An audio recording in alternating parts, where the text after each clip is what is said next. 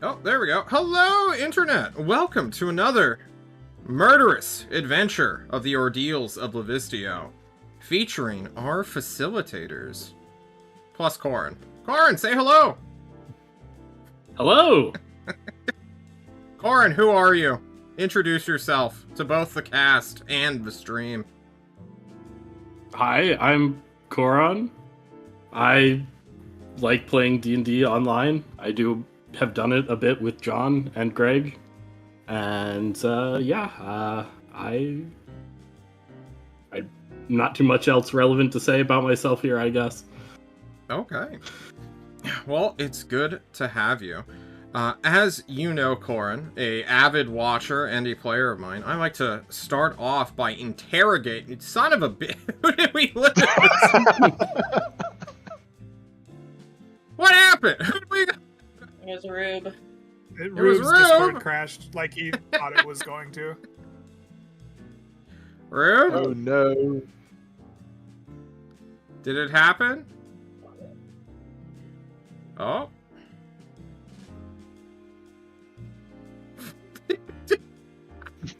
Yep. You know, if we didn't have difficulties, what would be the point? Testing, can you hear me? Yeah! Hello, we do. Yeah. We don't see you, I but just we need my can camera hear turned you. on. I'm not sure. Gonna Is it being plug in used my by camera. Roll20?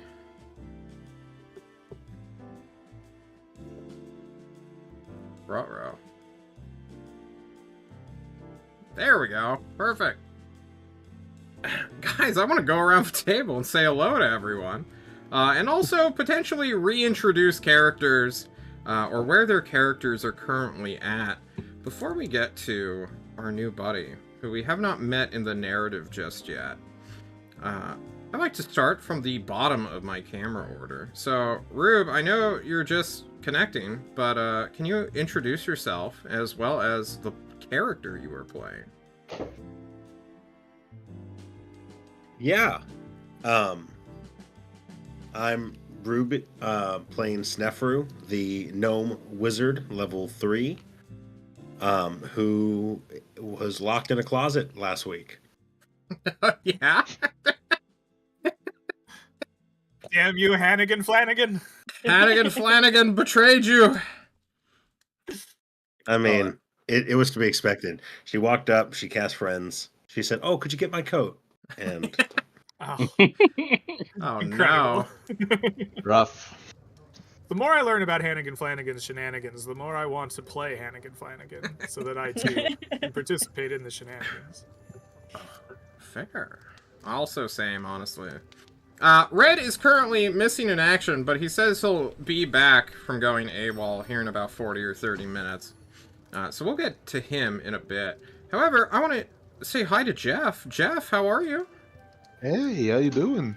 I'm doing good. I will be. I will not be speaking tonight, but I will be playing Felix Balzac Passo. I am your assignated fighter. I'm a duelist. I'm also a Tiflin, and I am level 3, soon to be level 4. Ooh, very cool. And at the moment, I am with my team in a very, very important meeting, or rather the end of an important meeting. For we are on our way for a very dangerous mission. Mm. Very dangerous indeed. Or is it, Henrietta? No. Beyonce's like, I'm not gonna fight, so it's gonna be fine. Just kill all my build-up. Go on. I'm Henrietta. I play Yonce, or just Yancy if you're boring, I guess. Who is a bard, and also that is Yonce's personality. Oh, hang on, actually, they're cousin to the prince. I don't know if you heard. And is fourth in line for the throne, and is actually going to be in charge one day. So, you know, keep that in mind. That'll never happen. Should be right. Okay. And finally, we have Greg, ourself, playing. You and I are one man in two separate bodies.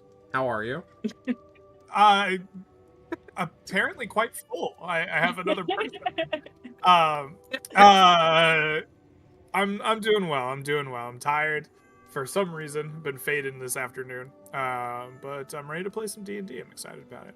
Nice. What's your character there? I hear someone's related to the prince. Who's the prince? Yeah, I don't know who that is. No, I'm playing Glynis, the crown prince of Livistio, and I guess wrangler of this here party, at least for the time being. Yeah, what do we want to know about the prince? He is self-assured and confident, and trying his damnedest to get his kingdom ready for this coming war that he is certain will be upon them in a month and a half or so. Very Whose fault cool. is that? Yours, joining Beyonce.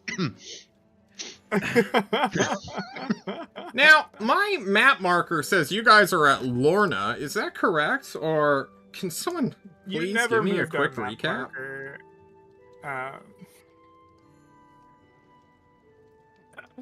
All right. So we began last session in Lorna proper, having been taken back into the depths of the wooden manor that is Mallow's seat of power. There we had a very awkward discussion where Glynis's persuasive ability was put into question, and there were many drinking games with the rolled eyes and the disrespect.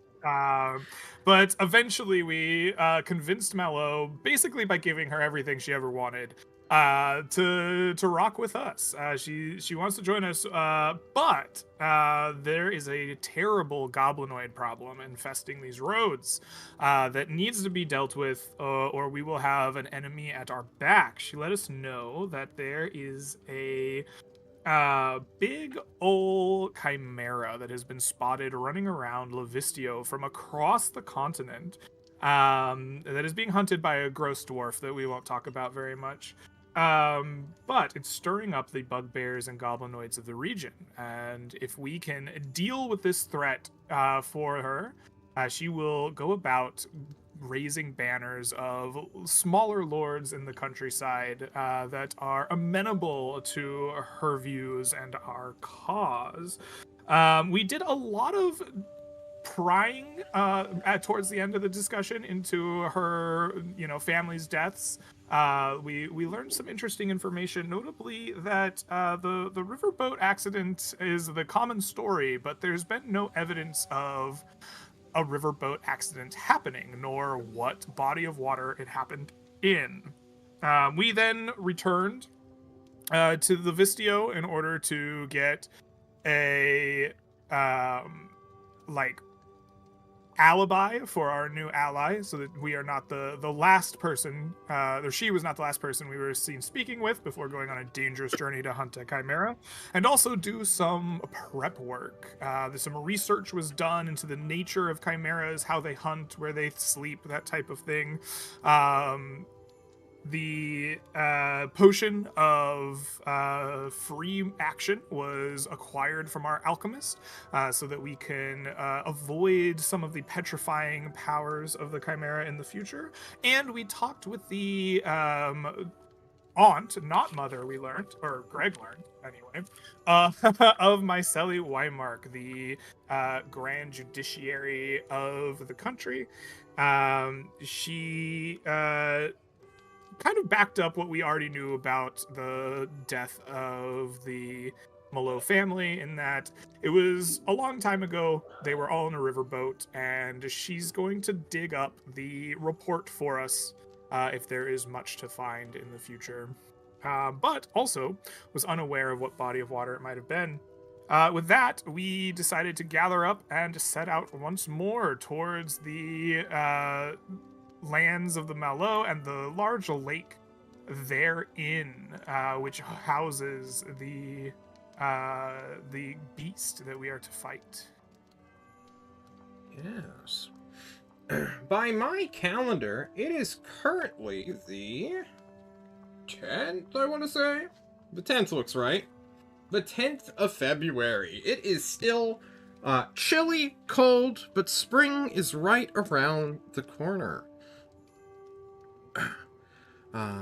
You had all set out, and I believe we're just going to have you all arrive in Lorna, being somewhat wise and capable against any goblin ambushes that you fear?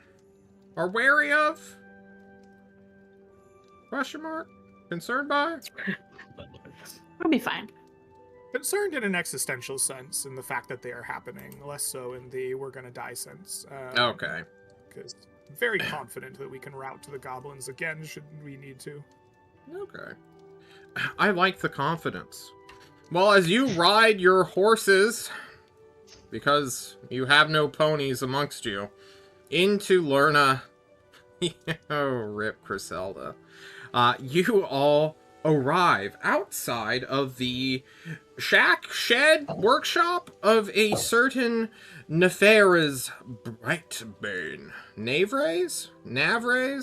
Something like that. A dwarf whose entire outfit is his entire beard. You see that there is a creature standing outside of his door. And now, I will ask you, Le Coran, to please describe what your fellow future party members see. Yeah, so you see sort of a very, very large, very, very hairy man. He's sort of built like, I don't know if all of you are familiar with American football, but sort of like maybe a tight end or like a fullback sort of build, like definitely very muscular, but not necessarily perfectly lean like you'd expect. And yeah, he's just like absolutely covered in hair, the back, the chest. He's got hair on his head that's maybe like 4 inches and like roughly cut, and again, a beard that's not long like mine, just cut short. With brown red hair and brown eyes and a He's a bear. long nose. It's the bear god. He's come for us, you guys. It's the bear god? This is what the bear god looks like? Shit. You heard me talking shit? Honestly, at this point, we might just believe in an avatar. Mr. Bear mommy has to have a bear daddy, right? That's how that works. Mr. Bear Daddy, True. You turn around hearing maybe not mockery, specifically to you specifically, but to definitely something apocryphal, apostate worthy. There's some heresy coming behind you. Excuse me. Oh god, it talks. Yonsei starts like looking for a place to hide. You'll find that I am but another descendant, not Bear Daddy, did you say? I don't choose the words, man. Hello, sir. It is a pleasure to meet you. I am Glynis Marchette, Crown Prince of Livistio, and these are my retainers. If you would forgive my cousin, they are quite eccentric, but like... I compared them to something different once, and I will try to change that. Like a stout beer, the taste grows on you. These comparisons are getting better, Gilly. There's a bear daddy talk to us, and you want to call me a beer? Bear daddies probably love to eat beers, alright? Put me at risk here, man. Stop calling me Bear Daddy! Yes, we should. It's Ursale. Ursale. Not Maybe. Bear Daddy. Yes, maybe we should start from the beginning. Glad to meet you. As we were presented by our lovely prince, we are... And I'll just stop thinking about it and just being... Yeah, we are the facilitators And, you might have heard of us. We were actually looking for you. We are. We have come to kill you. No, we have not. Oh.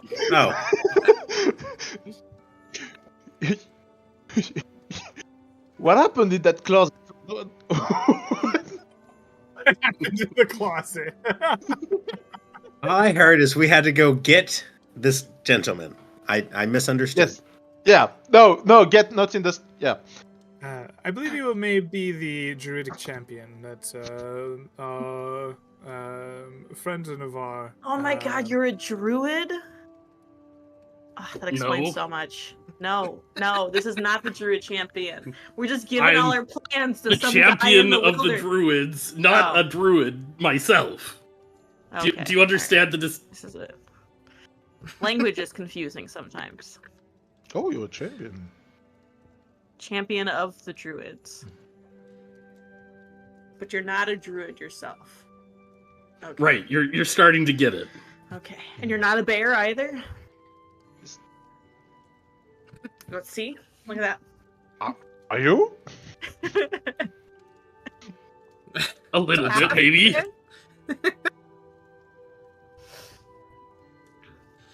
This is ridiculous. Why isn't he the prince? That's the real question. As you guys are yelling, Brightbane eventually comes up to you all, kicking open the door. You watch as the breeze just bounces off his beard, as though the wind is unaffecting the mass amount of hair, much like how Corin has a beard. Just imagine that covering his body, and you basically have Knave Rays here, who is holding a great big net that he has wrapped into a coil that he is now throwing at the druidic champion. And he's like, here. He throws this net upon you. What do you do, Ursale, as you see this net come flying towards you? I think I try to step out of the way. Yeah, give me a quick deck save as this net unfolds almost miraculously and then tries to snatch you up. I will Is it point out possible- for Is What's it up? possible to either catch the net and or assist him in getting out of the way by deflecting it via my monkish abilities to deflect missiles? I would assume so, provided, you got off your mount and quickly rush over there. I will already have advantage, Greg, because I have danger sense. I know when a net's coming for me. All right. Experience Fair with enough. nets, do you? He is very experienced with nets and being hunted by net trappers. Ursale, you quickly duck out of the way as the net that was once passed to you unfurls, trying to gather up your beautiful barbarian body. This is like the third time, man. Would you cut that Sorry. out? Yeah, you can't capture Bear Daddy, man. Look at him. One day I Stop will. cutting him out, Daddy. How many of those nets did you have? I had to rip one of them apart. His dark, fiery eyes tell no lies, and he actually just tells you he's got two. I got two more of them. They're in there, but you can only have this one. This net, and he looks to you all now, will hopefully keep the beast, my beast, mind you, grounded. Do not destroy its wings in the fighting, or I will be quite sad. Thank you for your gift of the net. We will put it to good use, I am certain. Good. Yes, Thank good. you as well for your information and for the assistance of our champion here. I am sure, good sir, that you will be a fine addition to this hunting party. I just want you to know I'm not related to this guy. We are I brothers at Appreciate birth. that. This guy just outright lies. His eyes tell no lies, though, so there's just a big N and an O in the center. Just no. I could write a story about this. This is pretty great. Good. Bear Daddy and the Bear Brother? Brother Bears. Please, Brother Bears. please stop calling Sorry. him Bear Daddy. I It's very disconcerting. don't know what else you want me to call him. His name. I've forgotten that already. Call him the champion, I guess. You're the champion. You're my only champion. Oh. Yeah. That's for you, Damn it! Felix. Got me again. One day I'll find a way to stay mad at you. Impossible. In preparation of our hunt, I have acquired a potion of free action. I believe now would be a good time to figure out who we would like to use that for. I've done some research into the what shall we call it? The activities that the creature likes to partake in. So hoping to find some type of advantage. Make it sound like it's like in a swim club or something. Yes, it usually likes to dine buffet style upon as much flesh as possible before napping for long periods of time. I did not think it possible to acquire such a large feast of flesh for the creature, but perhaps we can use some of that information for ourselves. But before we headed out, we do have a champion of nature here, one very... I'm sure acquainted with the hunting of beasts. Is there some We also further have preparation? 4 horses. Just saying. We needed to sacrifice something. A fair point. Navarre, do you believe 4 horses, a flesh of feast fit for a ferocious foe?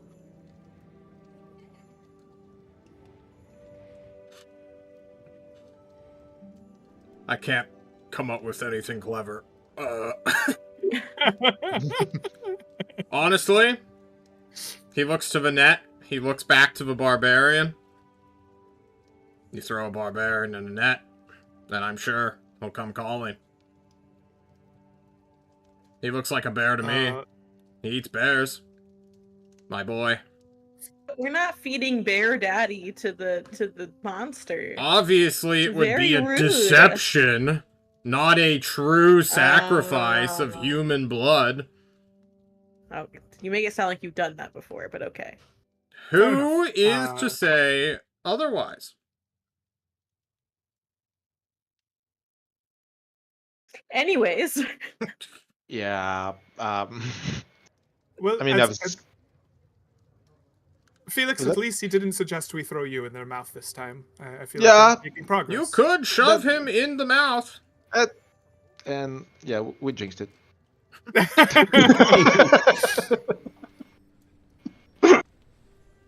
Oh, no, guys, no, wait. We have him. Our last party member has arrived. We'll be right back. Tentacle Boy. God damn it.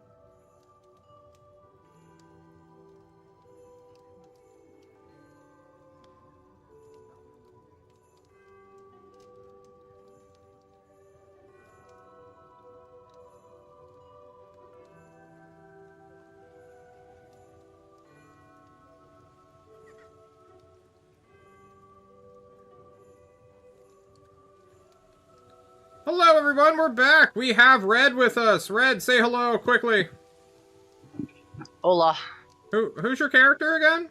Who do you play? Who do I play? Yeah, what character do you play? Cool one. Cool one, John. Ace, what's his Cool name? character, in my opinion. Say it for He has a yourself. His name is name Dizem. that nothing else has.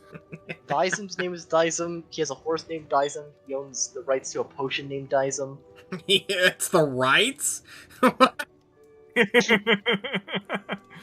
Well, You right didn't now see we're the inventing post we cat made law. about it, but we've sold the recipe to various alchemists throughout the land, and they're all paying a tithe to Red for. It's actually, use I of think it's the being paid to the crown. I don't think I actually get to keep it since I kept using crown money to buy ingredients.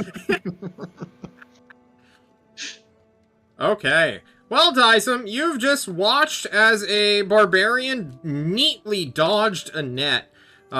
You missed out on his description, so I'm gonna let your fellow party members, through conversation, describe Ursale as we just continue on, heading to a lake to hunt a chimera?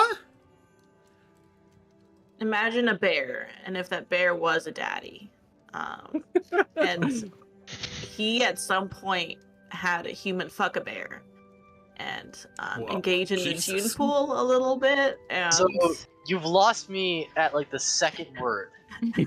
Okay. And then Do you know the Imagine- power? imagine what's wrong with you, Dysum?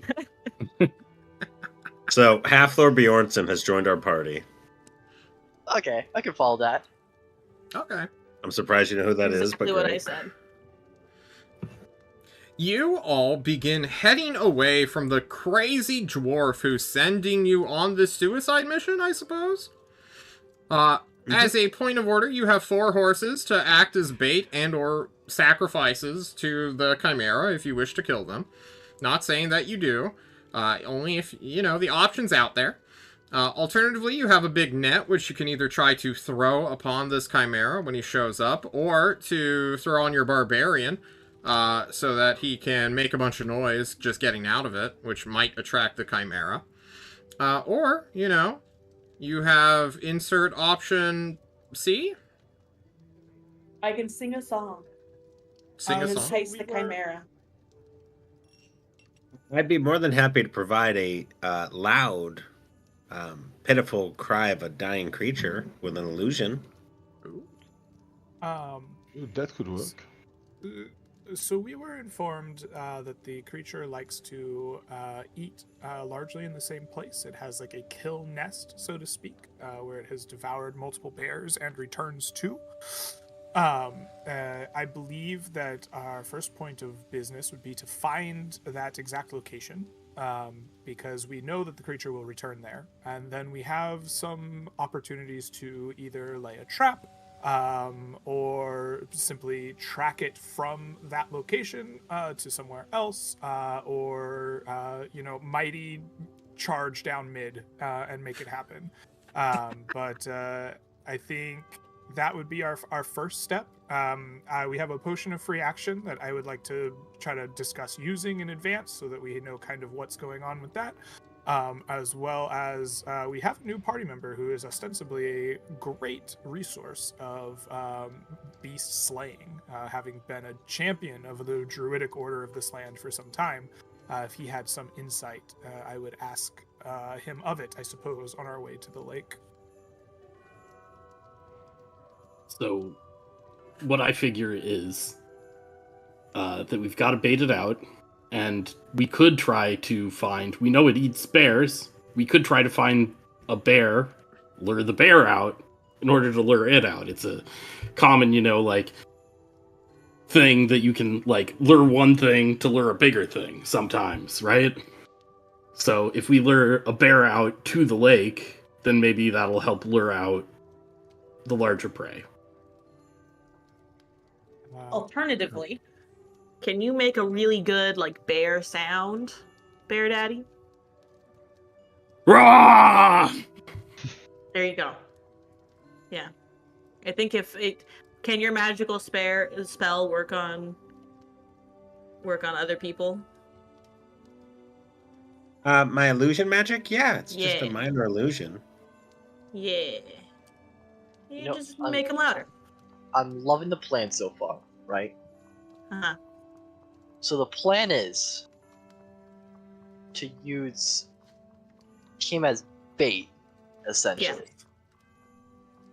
Or Well- alternatively, if we put just like get some stuff, like some just get some fur, get some hair, get something that looks like fur or hair, and we put it on the horses, and then then the horses make a bear sound. Are you And trying? then it You comes do that from with your the. horse. Are you trying to disguise a horse into a bear? Good, listen, no one's saying the Chimera is smart. All right.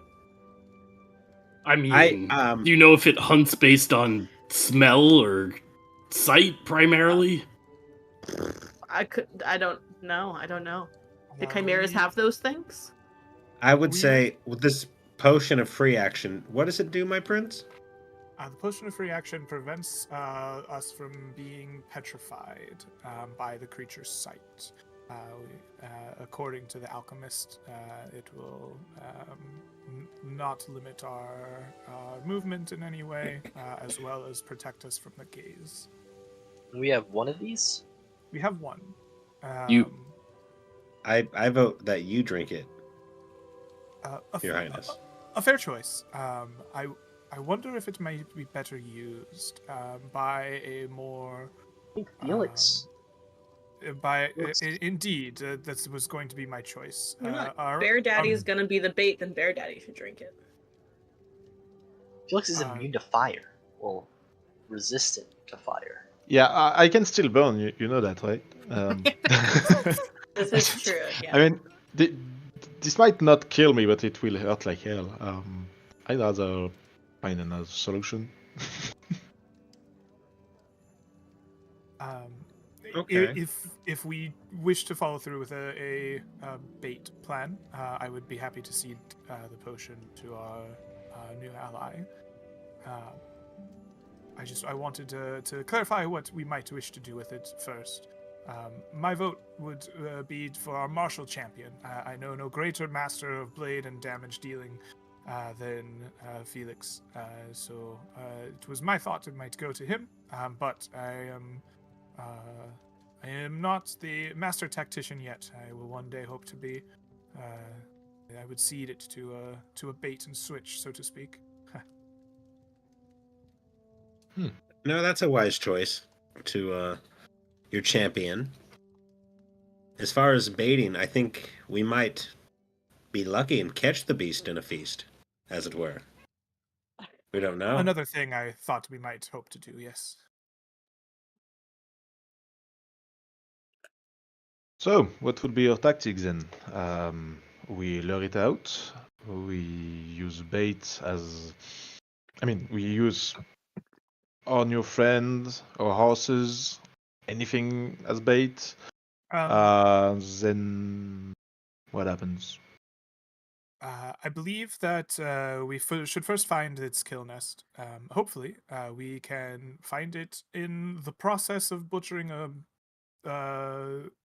bear or some other creature of the forest, so that we can set upon it without much work in the way of trapping.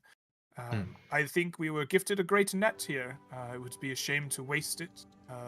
I believe we should be prepared at the kill nest to hurl the mighty trapping twine towards the beast. But beyond that, I think that we should try to split up, avoid the collective being caught in a breath of gouging fire. I believe those of us who do not drink the potion would be best to use reflective surfaces, or such as mirrors or shields, to eye the creature, avoid its gaze. I've heard tales of petrification being something that must hold your gaze. But beyond that, what we've learned is that it dies the way any other creature does. Stick it with the pointy end, so to speak. If we do not find the creature in its hunting ground, then we must come with some strategy. It was my hope that we might be able to track it where it may sleep or rest, and get the jump on it there. But perhaps setting a trap is the better way, either luring it with the powerful champion ready to deal damage at the beginning, or luring another animal there, like a bear, to hopefully bring the creature to us, and then set upon it much the same way. In your preparations, do you have other plans? Some gambit that I may be overlooking? How I see it, I'm a little bit afraid to use the net right up front, because if it breathes a great gout of fire, might it not destroy the net? That's why On that should. point, I do have a recommendation. The trap is a great way for this. I have a spell that can grab and hold the creature. Ooh. I have that and spell then- too. Hey, Um, and then Well, we from any two directions. opportunity to lock the creature down and give us the advantage, I'm happy to take. Perhaps, yes, we could use that spell, save the net before or after the fire. I am a... Upon meeting in the war rooms when I was a young child, there was a wise man who once came to my father's council. He's since been expelled from the country or left on his own accord, I know not. But he said to me among something similar as the strong warrior strikes hard, the agile strikes fast, the wise when the time is right. And he asked, are you quality enough to be all three and more? I believe in striking hard and fast with everything that we have, but to hold something in reserve is not unwise. If you wish to hold back the net until after its fire is spent, then I see logic and reason in that. Perhaps that is when the time is right.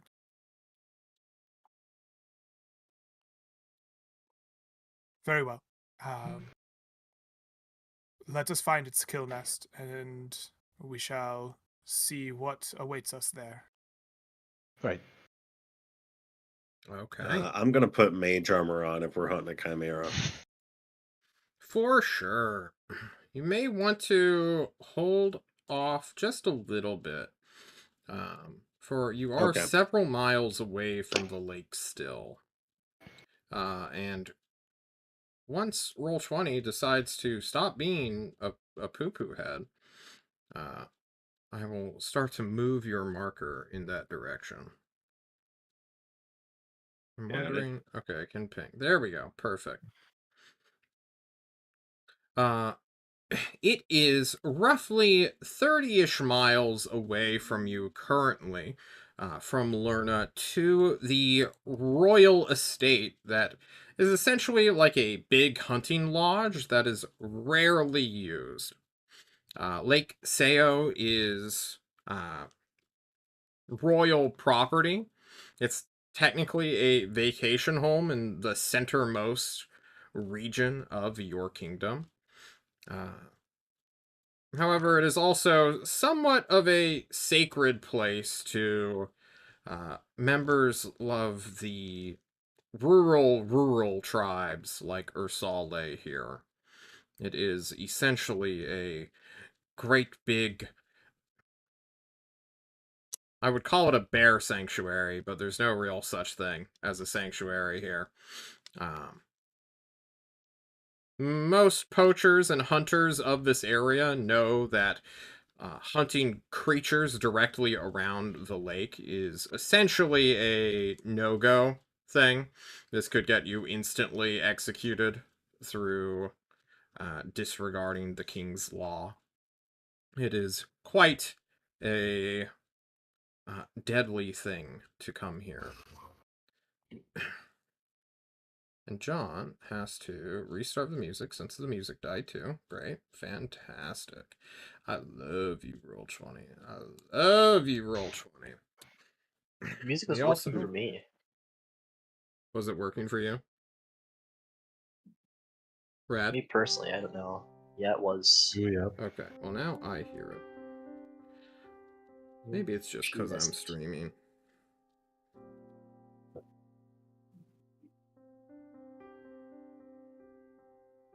Okay. And I will move you guys down a calendar day as well as you trek through and camp along this road, eventually making it to the lake itself. Now, the dwarf, chaos dwarf that he is, did not actually give you a general location to even follow. He just knows that it is somewhere around this lake in which the Chimera has been seen and hunted. Apparently, there were bear killings here, and this act of poaching from this monster has gotten the druids involved, and thus why Ursale, your newest companion, is here as well. I suppose I will open up to the party. How are you going to find the quote-unquote kill nest of this creature? Great question. Sneferu and I researched the behavior of large predators with an eye towards chimeras last session. I wasn't extremely successful, but looking back on those studies, is there a commonality amongst large predators where they might feast? I don't know, a hilltop or a stream or riverbed, or like something that might guide our thought process. Likely. This thing is a flying predator. You know that it has wings. You know it can fly. Meaning that it would have to sort of stick to openish areas. If it gets in too dense of woods, then obviously there will be a problem, for it won't be able to fly as agilely and may just outright strike a tree, which a creature of such mass and weight, a size large creature, would likely get their shit rocked by just the physical force of ramming into a solid object. The lake shore has quite a bit of clearing from, there's scattered trees, but it's not like dense wood going right up to the lake edge. As to hills or large treetops, likely any place of great elevation or height would be a good perch. That said, there have not been sightings near Lorna, so people do not see the Chimera from the town itself. They see it on the lake while they are kind of tracking and hunting it. So it likely does not go far north. So, if I were to hazard a guess, I do not believe the creature makes its bedding in the hills just to the south of Lorna here, that I'm pinging on the map, and I would thusly expect the coastline right next to them to very unlikely be the creature's hunting grounds. There are hills to the south, for sure, but one in particular catches my eye, this one back here to the east, for it is a straight flight over the trees to the riverbed that feeds the lake. This is a common place for creatures to come to drink. The river shore is abundant of life and also clear of trees to some extent. If I were to put money on it, I believe that is a very prime location to perhaps find where the creature feasts, and would be the first place I would look, while then circumnavigating the south of the lake back to where we are now. Does this seem a fine plan to you? Have I overlooked something of the region or the creature?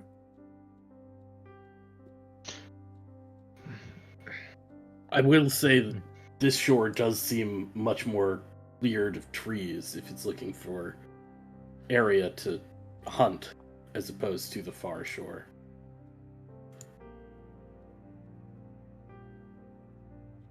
Well, I would like to say that based off the map, there are many islands in the center of this lake, and since this creature doesn't need to swim, it need not worry about going through the cold waters and instead is protected by them from other creatures hazarding towards them.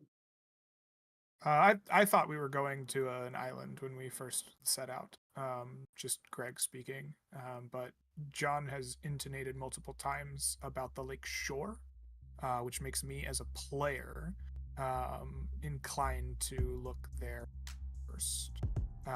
But yeah, I think an island is possible. I think we're gonna have, if we want to do that, we're gonna have to get a boat and search all of them individually, which might take more time and effort than simply spending some time looking for signs of its kills, like along the coast. And if we fail there, I think looking towards the islands seems very appropriate. But is there a reason we might just go to the islands first over the shore? I think that it makes sense to search the shores and figure out where it's hunting, and then lay a trap where it's hunting, rather than necessarily trying to find where it lives. And on our study of large predators like this, I think it is safer for us to check the shores first. It'd be quite easy for this chimera to pick us off on an island. I would agree that it's smarter to try to find the kill zone first, but I would like to say that a hunting creature will not risk its life to guarantee its kill, but it will risk its life defending its own territory. I guess, yes. So although a trap might work, it could still just run away. I would lure it there under the pretense that it's not risking its life, and then, I don't know, stick it with the pointy end until it dies before it runs away. I agree. We should circumnavigate the lake shore looking for the kill zone. Recently, Gilly. Yeah, we can go slowly and look for disruptions in the bear population, things of that nature. Bear Daddy, can you talk to bears? I mean, not literally. Okay. Anyone could talk to a bear. They just won't understand you. Dyson? Good old Dyson. Seems kind of like He's not wrong. I hate how that makes sense. It seems that we are going to... So let's start... Oh, sorry. Go for it. Go ahead. It seems that we are going to go into a clockwise pattern like so, looking for disturbances in nature, yeah? Yeah, just to put my money in the pot. I think it's going to be over here. I like it. Shall we bet on it? I've got 10 gold pieces on the river basin. And Gilly, you're getting dangerously close to an addiction here, buddy. But I'll take your bet. Excellent. And I. Does anyone I'll else say, want in on it? I'll say 10 points. What are we wagering 10 for? gold over here. It's where we're gonna find it at, or where I will match that bet that we will find the kill zone upon this shore. I like it. Okay, hold on. We're gonna go Snefferu. I'll follow Sniffer on that one. Linus. Okay, this is we're doubling down with Felix. This is Yonce. Anyone else want in on this? Dyson? Ursula? I feel confident we'll find it before Ursula? my island guess, but I feel like its lair might be on island. Alright, so Dyson gets islands. So if we kill it on an island, I feel like I deserve the pot. I also agree that it may be taking shelter in one of the islands, but I will say that I think it's most likely that it would hunt maybe down around those hills. Alright, perfect. I have recorded our bets. On our little map, just It's fine. It's fine. I don't watching like us it. place What's the point down. of having a map if you can't draw on it, right? Okay. Players can't make money bets. My question as on these maps, Gilly. My gamblers, I've got a question for you. What if the Chimera sees you first and attacks you? Well, Thus- then it seems like Then- we're roll initiative and time to fight. Then Okay. it No, got I mean bigger for than gold. the bet, The right? Chimera gets all our I money. think, Well, are I we doing guess- it based off of where we find it or where we kill it? We're hunting the nest, or the kill. What was it called? It was called a kill nest. We're hunting the kill nest of the creature where it hunts. But if the creature finds us first, I say wherever it finds us must be an area where it hunts. So Oh. wherever we are, that will be the payout. That's Okay. where the payout is. Yeah. So what you're saying is, once we are at the shores, we should be as loud as possible. Yeah, If you value 10, 20, 30, 40, 50, 60. If you value 50 gold more than an encounter with the creature, then yes, that is what I'm saying. In high spirits, the party takes off, going at a heading towards G on the map first, and then SF. Correct? Yes. Yes. Okay. You all begin tracking, traveling, moving and schmoozing, leaving your horses likely in Lerna or upon the royal estate, which isn't even watched by anyone this time of year. No one really comes out of here. But there is supplies for the royal family if they wish to ever show up. So you can overfeed the troughs, stuff your horses into the stable, where they can be nice, warm, and dry, and then tread off into the rather chilly and snowy lake area. This place is quite Terrible weather. low in elevation, hence why a lot of water feeds into this lake. And I due want you to to know, that, Gilly, ever since like joining your group, like the chances of me getting frostbite have like gone up a lot. it and if I lose has a toe. tripled by far. If I lose a toe, I I'm naming the understand. lost toe after you. I appreciate that. I will be a good godfather to your lost toe. Thank you. I appreciate that. Perhaps we could get you a trick toe made at the Oh, palace to he's replace so it. cool. Yes. Out Oh of my curi- god, my toe. All right, I'm cutting in here. Who is going to be leading the tracking of this party? There it is. Sale raised his I hand. suppose. Yeah, if the champion knows the area well, it makes sense for Ursula to lead the party. Okay. Yep. Ursale. Already calling the other one the champion. Listen to that, Felix. Oh, Well, he's a no. champion I of the was- druids, not I my was champion. just thinking. Oh man, now I got to make sure we're not talking about me when we say the champion. Come on, Felix, we believe in you. Ursale, I would like you to describe to me how you are going about leading this party.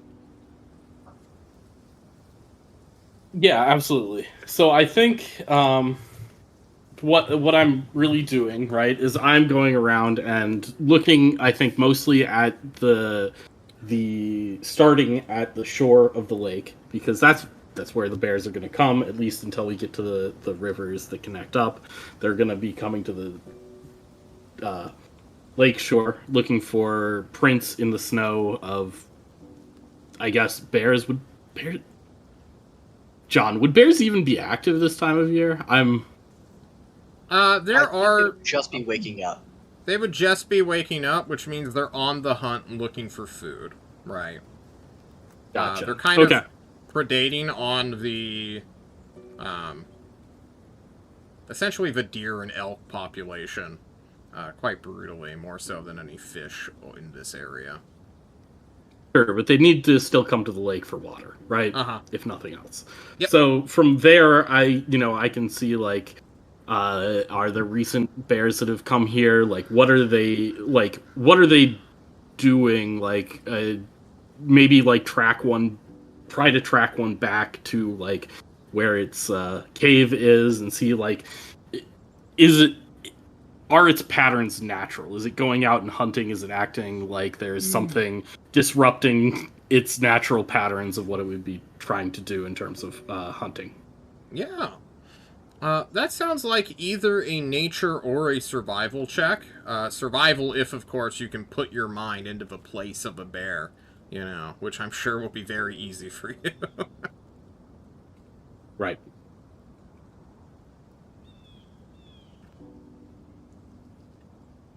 It's gonna be one of those characters, eh, Nick?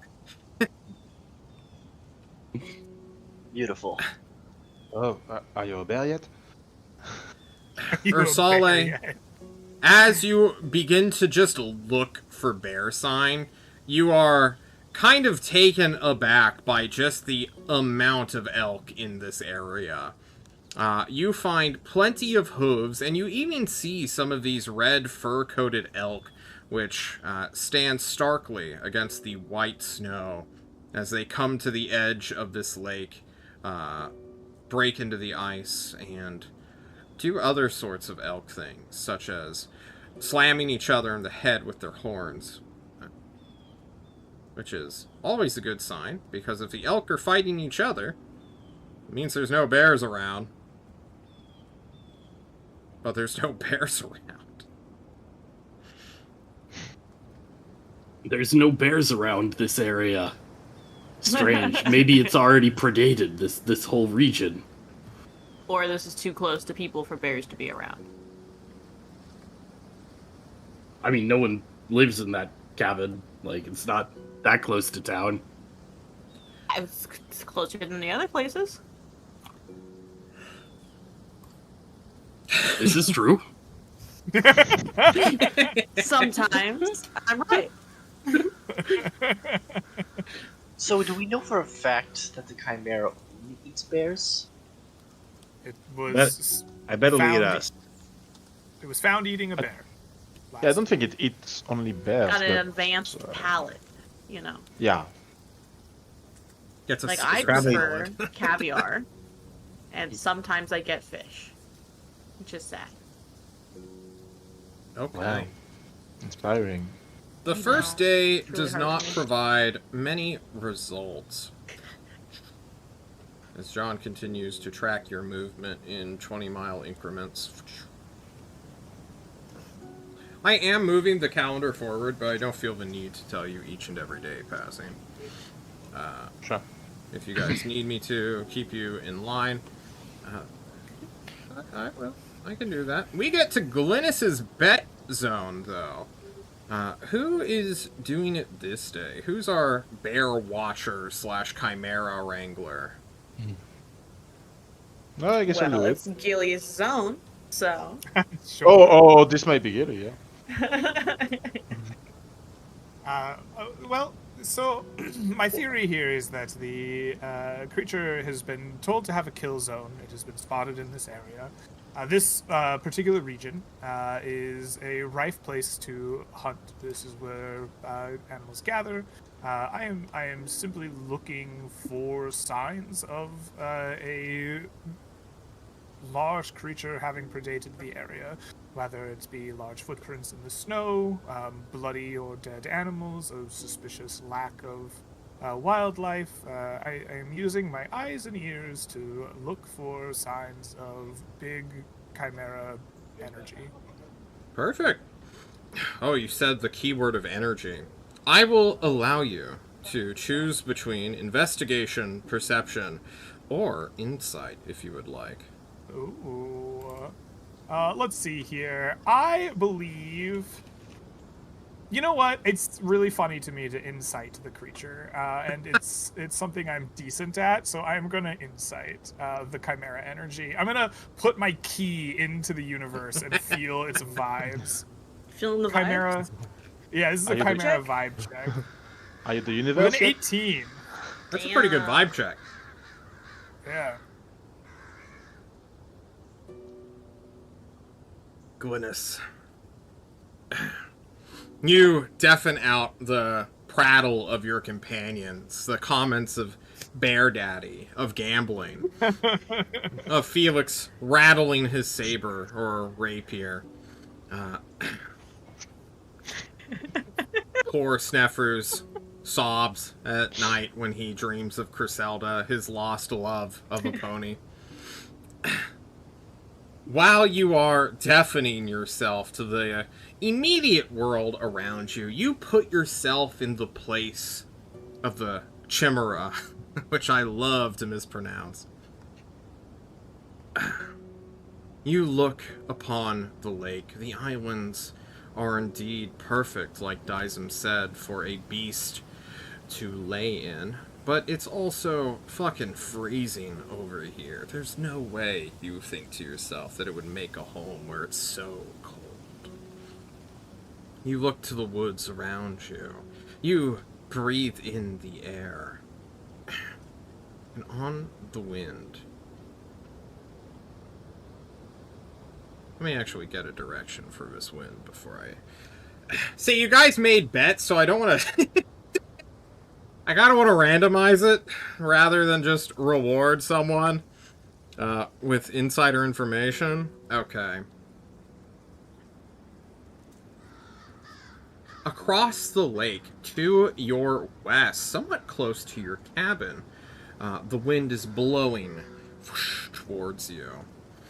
And you feel, just for a moment, this sulfurous sensation, as though something volcanic is in that direction.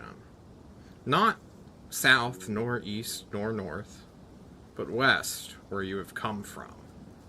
Or perhaps further that way.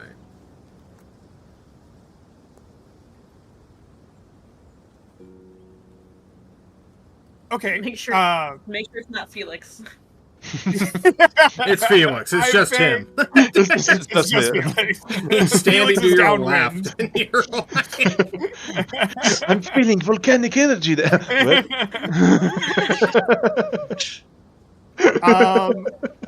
Okay. Whoever smells it. Well, I suppose if the wind is coming from the west, I will inform my party. Say I smell sulfuric energies from the west. The wind blowing them across. The smell of sulfur, the brimstone, the fire. We may be heading in the wrong direction. Perhaps we may be best served to reverse course and hunt back the way we've come and towards Ursali's predicted hunting grounds. What say you all? You got As a long very... as it's not Felix you're smelling, then. What does I- sulfuric energy smell like? Describe it for me. Open your mouth. Like eggs that have been boiled for too long. Gross. Yes. All right. Well, you smell that. That's for you. It smells like a chimera fart. That's it. That's so Really- insightful. Really proud of us, team. That says a He's- lot. It says a lot about you I- as a person. I trust your instincts, my prince. Let's go. Let's backtrack and head that way. Your literal Alright. instincts, your sense of smell. You guys think I smell like burnt egg?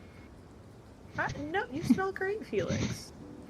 I mean, I've been near you a couple times. I'm at a certain height. Oh my god. Don't. Don't listen to that, Ballsy. You're Don't. fine. Don't say that. You smell like coals, you know? And, let's walk. Let's walk. To the Everyone ready to west. walk? Everyone ready to... The west. Yeah, that's all. To the Yeah. west, to the Everyone ready to west. go? Everyone ready to drop this conversation and go? Okay. You continue heading now south as you follow the lake. It has been 5 days since you guys got here. You have been hiking back and forth through the rough ground. It's always faster, you thought, going back than going through. But here you are. When John needs to start rolling dice. For fun. And only for fun. These dice will have no impact on our game. No impact Does this at all. technically count as a long rest? It's just your fun, huh? If only. And if only. You nice. guys will make it towards where Glynis suspects the Chimera to be. Who wishes to helm the search now? If anyone. Anyone at all. I guess I'll do it. Yeah, how do you go about searching for a Chimera? Since since Glynis insisted on the smell of the creature, I guess I'll just sniff the air. And furthermore, I guess I'll look mainly to any damages that could be made in the environment by a large beast. You know, like scratched trees, maybe marks in the ground, or. Can I help him by recommending we look for birds of prey like vultures circling and things like that? Ooh, Are vultures around here? great idea. I don't Vultures are know. everywhere. I'm sure if they're not vultures, there is some form of carrion bird. Yeah, for Yeah, sure. like Like, I know specifically in like Nebraska, we have winters, but we still have turkey vultures, which are named that because they specifically like eating dead turkeys. Yeah, okay. There's vultures. I will give you advantage on, I suppose, a perception or a survival check here, Felix. Whatever you feel most comfortable with. Well, perception then. With a Not bad. 16, you look for carrion birds, and sure enough, you can see some winter ravens out and about in the pine trees, circling over a spot. Far, well, not far, maybe a few miles south of where you guys currently are. I think I might have picked up a trail. We should be careful though.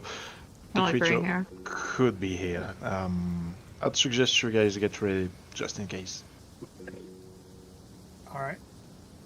If it's a few miles, I'll cast my mage armor then. Perfect. All right. I suggest we approach carefully. Maybe perhaps spread out just a little bit so that we can dash away from each other in event of fiery flames. And if we see the beast itself, perhaps we shall spring our trap now. And if we find a corpse, let us figure out how we will bring the beast down when it returns. Good tactic. Okay. Really quick as a point of order before we get into all this, who has the net? Assumedly you. Yeah, Okay, I have the net. I guess I assumed you had done it. Cool. Just gets abandoned, not for any reason, just because. I thought you had it. I dodged it.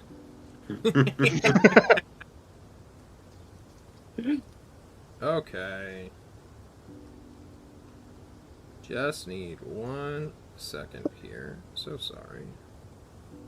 Does this just not exist? Am I a fool? I am a fool. There it is.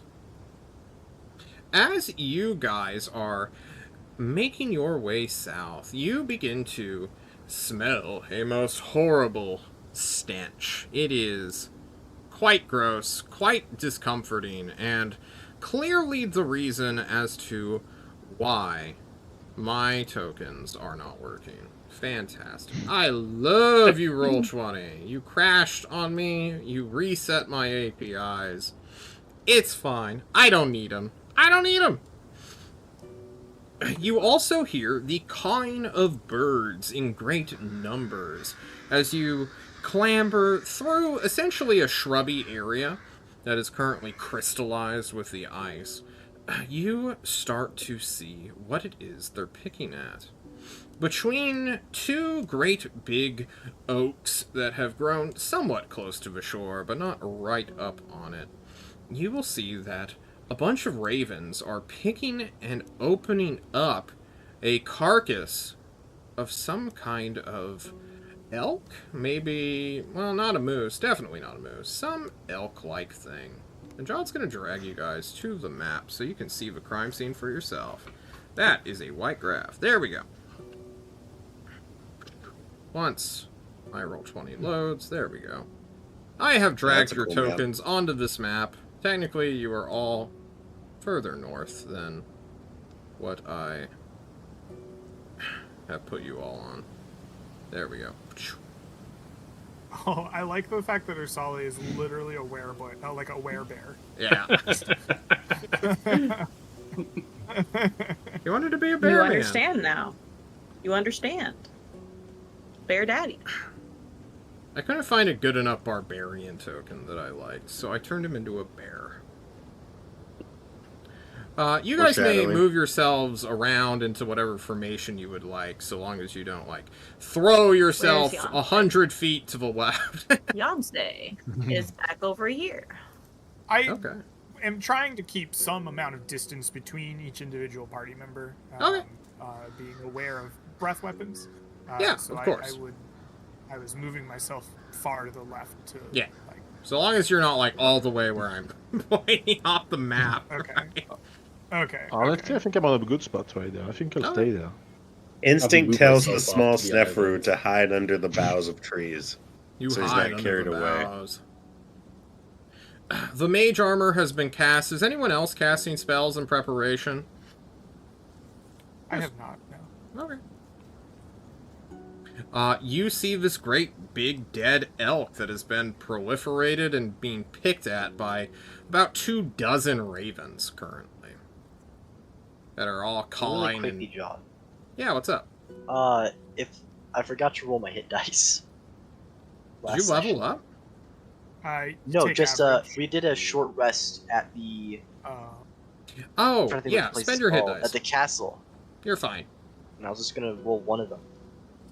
Go for it. You're back to full, I think, right? That should put me at full. There you go. Very nice. It looks like everyone's at full HP, yeah? I am. Not sure for the rest. You We've guys will go? been like taking 5 days of hiking and presumably been taking rests every night. If you're not at full HP, like you should roll all your dice to get there. You know. No, go into a fight with a Chimera, no big deal. What do you do as you see this elk team?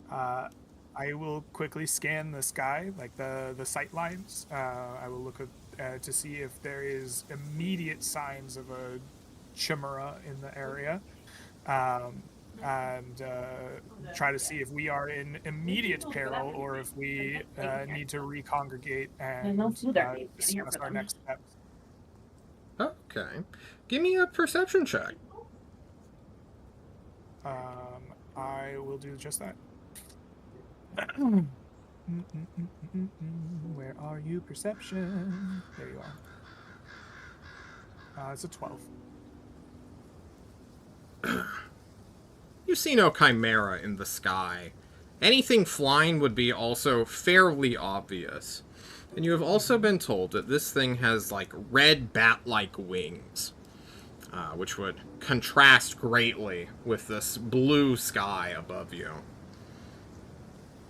So unless it's, like, hiding nearby or, like, under the snow or in a treetop, you do not see it. Having cast my gaze around and not seeing a creature, I call out to my party and try to walk back towards them to, like, kind of regroup. I think as you're doing this, like, Ursale has already walked up towards this this creature Sure. to take a closer look at its wounds. Yeah. While you do that, go ahead, Glynis, and regroup the team. Yeah. I just wanted to say it seems we have successfully found the nest. Looks like Osale will win our payout. The creature I do not see in sight. I guess we should discuss our next steps. Perhaps we'll go see what our druid friend is finding across the corpse. And bring us all to go find out what he's doing, I guess. Yeah. While Glynis is giving out orders or talking with his team or Sale, you stare upon the corpse. You see that great big gashes have been running down its flank, letting its blood spill out and sort of drench the snow beneath it into this delicious snow cone. Yummy. Delicious, delicious, gore-tasting snow cone. What do you do to inspect this corpse? So I think I'm looking. The first step is I'm looking at the corpse, right? I'm trying to see like, is there sign of burning? Does this seem consistent with like the size and type of wounds I would expect from a bear kill?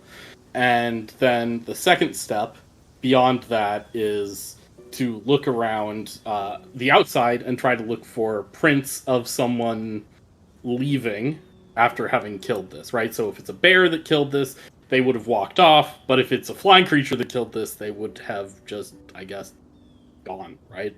Flew away, not left prints. So you start with the elk before its surroundings? Right.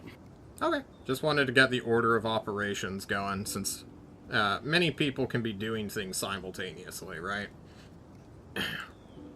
Give me a quick, I suppose, medicine check or insight check for bear? I don't know. How Animal handling good, John? Yeah, animal handling works. Knowledge of bear wounds, like what wounds are caused by bears. Animal handling. You look at the great big gash marks that run down from this thing's like neck all the way down to its like hindquarters. This thing was raped in a singular strike, with like 2 or 3 great big claws that just sort of tore it open and then kind of just left it here. While you process that information, I want to jump back to the main party. What are the other 5 of you doing as you watch as Ursale's doing CSI elk detective? Well, I would like to just make a few assumptions about the kill. You want to get closer to make those assumptions more accurately? I can, but I was just gonna say more broad things like, if this was a bear, it wouldn't have just left its kill out in the open for birds to eat.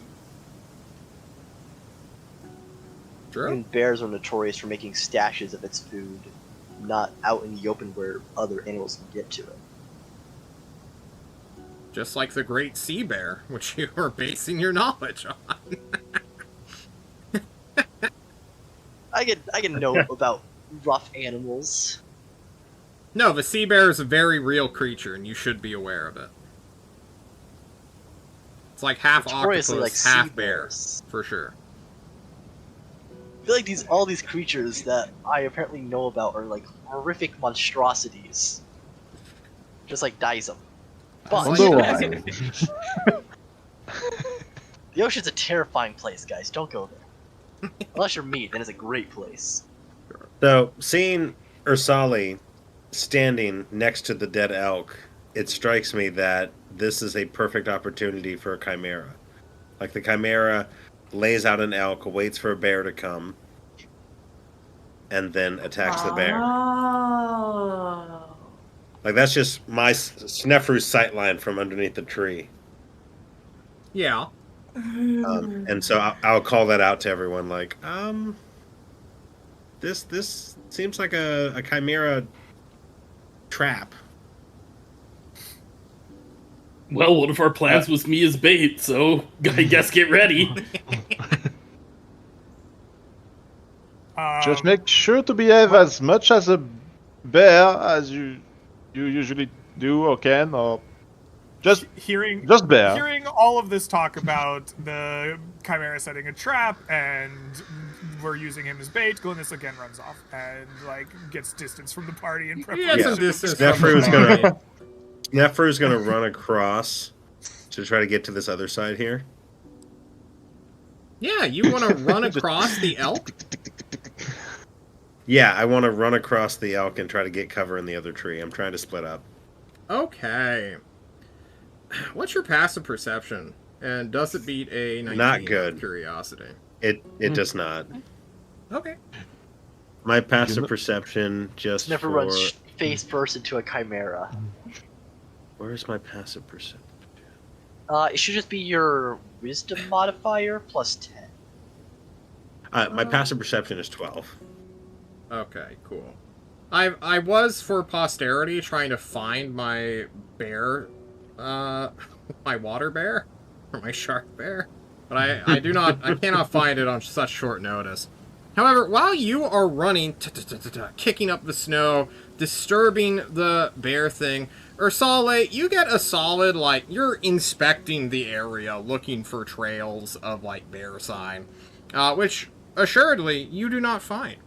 You don't see any tracks at all around this thing, save for the little bird feet Not a good that have been sign. landing on the snow. In fact, it looks like someone took like a fine brush, or maybe like just an even leveling tool, like a rake without any pegs in it, and just sort of brushed down the snow around it before these little birds hopped down and started picking at it. And as you imagine that a chimera wing might be able to perform that duty, you watch as Snefru, this little gnome, just is running across the field and getting very close to two trees. I believe in you! This thing is going to Bargain's for pounce out of the tree itself and assail the party, I suppose. Oh boy. Yeah, no big deal. It's just hanging out over here as John's pulling a few things. Give me 1 second. Everyone just Apologize, go ahead party and members. roll for initiative real quick. Since... Can my I believe in you inspiration get there in there before the initiative starts? Definitely not. But Snefru seems on point and ready to rock and roll. Alright. Wow. Oh my God. Wow, guys. Hey. Yo! What? I was gonna go into, like, what does surprise Oh my look like? But since you all are clearly ready, except for Yonsei, it seems, this is my the God. most ready. I'm like tuning the loot, just like. No, that doesn't sound right. Does this sound right to you guys? What's going on? 3 Okay. natural 20s. That's incredible. That is crazy. That is very good. You guys are going to be acting quite soon as this thing pounces. However, John would like to change and edit something real quick. No way. Just Damn. one after another after another. Yeah, like lined up, just. That was incredible. 3 20s in a row. John We mean has to business. do what is known Once in a blue as moon. roll the initiative 2 Well, more that's times. fine. Yonsei doesn't have many Perfect. things against a chimera to do. All the heads. Yes. They Alrighty. rolled even worse. They rolled way worse. It's Well, almost bad for us because it means they're gonna go all in a row, right? Well, no, okay. Yonsei's gonna be right in the middle there. Hell yeah, I good would job, like Yonsei. to explain some things mechanically to the players before we go into the fight. However, we're going to take our first actual break here. Go run to the restroom, and on the other side, we will fight our special chimera that I have concocted for you all. We'll be right back. Woohoo!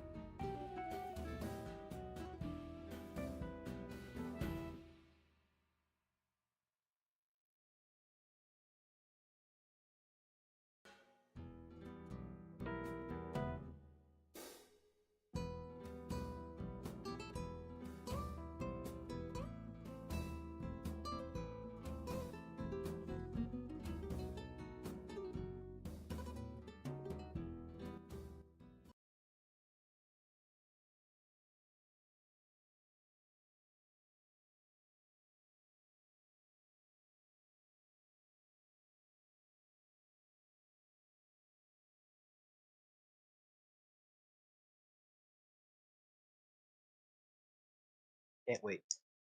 Yeah, you can't wait. As we jump back into the game. Party, you are about to enter initiative with what I would consider the coolest Chimera variation the world has ever seen, because I made it myself. I like to be pretty open and honest when it comes to John's bullshit stat blocks that he makes. So I'm not gonna, like, hide much from you all. But I do want to explain some things before we move into combat and actually start Snefru's turn here. Let me go ahead and find some beautiful, beautiful music here. Let's play. Harpy's Nest is probably the closest we're going to get, so we're going to ignore that and do Field of Heroes. Guys, our Chimera has 3 turns in one body, for it has 3 heads attached to one body. The Lion Head will be the main one that is not currently named. It controls the wings and the claws, and of course its head of a lion mouth. There is a goat head as well as a snake head, which will do things as we progress. Or rather, will be revealed in combat, I should say. How about that? Obviously, there will be an action economy and limitation upon these things. So, like, on the goat head's turn, it's not going to be using the lion claws. And on the lion's turn, it's not going to be using the goat attacks or whatever. Just so you all know where this is going. If you target one head with, like, a spell, then it will only affect that head, like blindness. So you could potentially blind this creature, but you would not blind all 6 eyes that it possesses. That said, since it's attached to one body, any saving throws that affect the one creature, only the line is going to be rolling for that. So, Fireball, for instance, will just damage it once. It won't damage it 4 separate times. If that makes sense. Mm-hmm. And I believe that's Can I ask one question? Yeah, what's up? So is it just 1 health pool still? It's still 1 health pool, yeah. Got it. Same AC across the board. These heads don't have a different AC than a usual Chimera. Notably, it does not have a dragon head. I looked everywhere, and I found out that apparently only wizards add the dragon heads. This thing is a little bit weirder due to the fact that it was born of Tiamat's dream/nightmare. But that is all I would like to describe to you all mechanically. As narratively, Snefru, you're running across this field of snow. You look up as a tree suddenly shifts downwards as a thing is beginning to spring towards you. It is currently enshrouded in the boughs of a frozen tree. But you know what's coming. You feel a terrible sensation, as though you are a rabbit about to get yoinked by a falcon. What do you do, Snefru, as it becomes your turn? I look for cover so it doesn't like take me and fly off. Yeah. So I'm gonna use my movement. Just right behind or something. Yeah, hold on. How far are you? Yeah, I get behind Bear Daddy. I 180, and Sneffer runs behind Bear Daddy and then flips open his spell book and gets his wand ready. And I'd like to ready a spell. What spell would you like to ready? Maximilian's Earthen Grasp. Ooh, very cool. I assume you will cast it when the thing gets within range of that spell? Yeah, when it gets... It comes from the ground, so as soon as it's within 30 feet of me and it's near the ground... Okay. That's when I would like to spring it. Is near the ground, So like, within 5 feet, or within, like... Within 5 feet. Okay, cool. Gotcha. Oh, Okay. it rolled damage. I don't know why it did that. It does that sometimes, if you do it in the attack menu. You ready your earth and grass, Rhett, and you feel the energy packed underneath the snow as we move on to Ursale's first turn in the campaign. Whoa. Yep. I think I'm going to step a little bit forward here and then just honestly I think I'll just ready a javelin to throw at this thing. Okay, as soon as it's After it within comes out of 30 its feet, I tree. suppose? Yeah. Okay. Dyson, we're moving on to you next. Of course. I think what I'm gonna do first, right off the bat, is what I said I would do a few days ago inside of an alchemy shop. Okay. Is I'm gonna cast Bless. Ooh. Who are you I'm gonna casting cast Bless on? So I'll put it there. I get to choose 3 people Mm-hmm. of my choice within range. Yep. To cast Bless on, which means I'm gonna have to move into a good enough position to cast Bless onto 3 people. Which Yeah. most likely means, yeah, okay, so the people I would cast Bless on, I can. Which is going to be Russell, Felix, and myself. Gotcha. I have denoted you with a red dot to signal if you are blessed or not. And then I'm going to... Yeah, no, that's it. That's all I'm going to do. Okay, perfect. Glynis, it's your turn to I'm go. just blessing up the team. All right, I want a ruling from you before I take my turn. right. As a Kensai monk, I have an ability known as Kensei's Shot, which I'll put in chat because you Ooh. always ask for it. It states that I can, as a bonus action on my turn, make my ranged attack with a Kensei weapon, including a longbow that is ranged, and deal an extra d4 damage. It says it lasts till the end of the turn, blah, blah, blah. If I were to shoot my longbow and see that it is a high enough roll on the dice that I feel comfortable that it may hit, could I then use my bonus action, Kensei Shot, deal the extra damage? Or do I have to declare use of my limited key before I shoot my bow? I would say this would follow, like, smite and sneak attack rules, so you can choose after you see the rule. Sick. All right, I am pleased with this. You see Glynis drop to one knee and pull from his back a bow that he's been working on, and he breathes in real deep, pulls, aims, and I fire a longbow shot straight towards this creature. Very cool. Which I will do with a 10. I'm going to choose not to use my key point on a 10. That would be quite wise, for 10 will not clear this thing's AC, getting caught up in the tree branches and falling kind of pathetically into the snow. Fitting, I suppose. All right. With that being said, is it possible to use my movement to, like, kind of, like, duck in and out of the tree line, right? Like, roll forward on a knee, shoot a bow, roll back into the trees. Yeah, And for do sure. so again. Yeah. All right. So I just kind of, like, blend back into the trees as I pull another arrow from my quiver, ready to try again next time. Sounds good. Felix, that brings us to you. Yep, I'm just making sure about the distance, and that's good. In a similar fashion, I will use my crossbow to aim at the beast and shoot it. All right, go ahead. Shoot away. It rolling. It's rolling. It's thinking. It's thinking. Yep. Okay. A 12 is also just a bit shy from what you are truly I seeking. do want to remember that he does have Bless. You do have Bless. Go ahead and roll. So when you roll an extra d4 to add on to your hit. Yep. Yeah.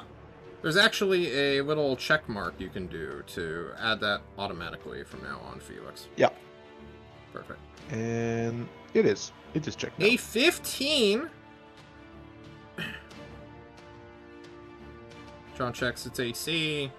A 15 will indeed strike the creature, as it is not actually in cover, technically. If it was, it would have had +2 AC from ranged attacks. However, you strike it true. Please go ahead and roll damage. Ooh. It's For checking. 7. Very nice. Great shot. You strike it somewhere along its body as it begins to fly out. Why is the snake head going before the body? It rolled the same initiative. I suppose it doesn't actually matter. It will... I'm gonna do some wonky bullshit because I want the body to move first. And it's the same initiative, and I don't think anyone should argue about me. Or argue with me about that. Go ahead, boss. Thanks, man. Actually, I guess a snake is faster than a lion. A snake is... I mean, it's just a head, but it's the same initiative. And you can come to my address or the nearest Waffle House, and we will physically fight over it. This thing flies from the tree down towards our bear guy. I will move him 30 feet at first, because I believe that will trigger the javelin. The 20 will definitely clear AC. For 10 points of piercing damage. Oh my god. You will strike it in the hip. As it is going down this flying, I suppose, slope. You know, trying to land and physically maul Ursale. At some point, it will trigger the other readied action of Maximilian's Earthen Grasp. So Snefru finishes chanting and lifts his wand with a swish and a flick, and a earthen hand reaches out and grabs. I was hoping he could grab one of the heads, but wherever you think is more apt. They're all kind of lined up, forward facing. It has to make a strength saving throw. Okay, can you post the spell just so I can see the cause and effect? I love posting spells. Alrighty. Choose a 5-foot square, blah, blah, blah, blah. A medium hand. So this does act like a medium-sized creature, in a way. Target must make a strength saving throw on a failed save. Takes 2d6 bludgeoning damage and is restrained for the spell's duration up to 1 minute. As an action, you can cause the hand to crush the restrained target. Blah, blah, blah. To break out, the restrained target can use its action to make a strength check against your spell save DC. On a success, the target escapes and is no longer restrained by the hand. Perfect. Cool. What is the DC, and is it... rolling above a 20. It is not. It is not, but Henrietta words. has some cutting words to add to this thing's saving throw.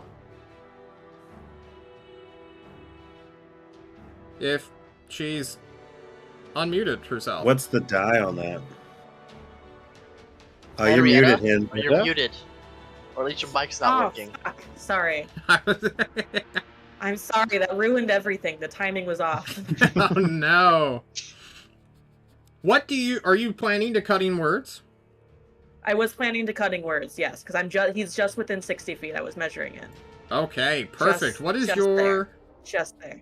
I think that your Bardic Inspiration die, and then we subtract its saving I use throw. a Bardic Inspiration die.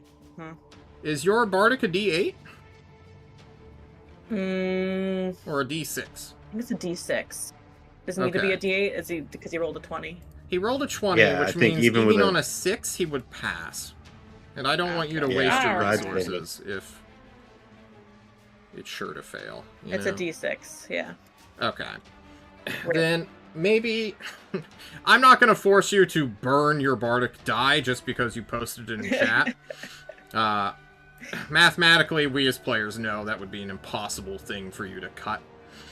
So likely the saving throw will go through, question mark? Okay. Save it through. Yeah, it goes through. The save The hand goes is still through. there for a minute, though. The hand is still there. You can try to reapply. Oh, Hell I can yeah. try again. Cool. Exactly. This thing has a fly speed of 60 feet, which it uses to land in front of Ursale, and the lion attack will attack you. It's just gonna bite and fucking claw you. Fun fact. Woo! It was nice knowing you were Saley. Indeed. This multi-attack is wrong. It's not supposed to be... Oh, no, it is correct. Perfect.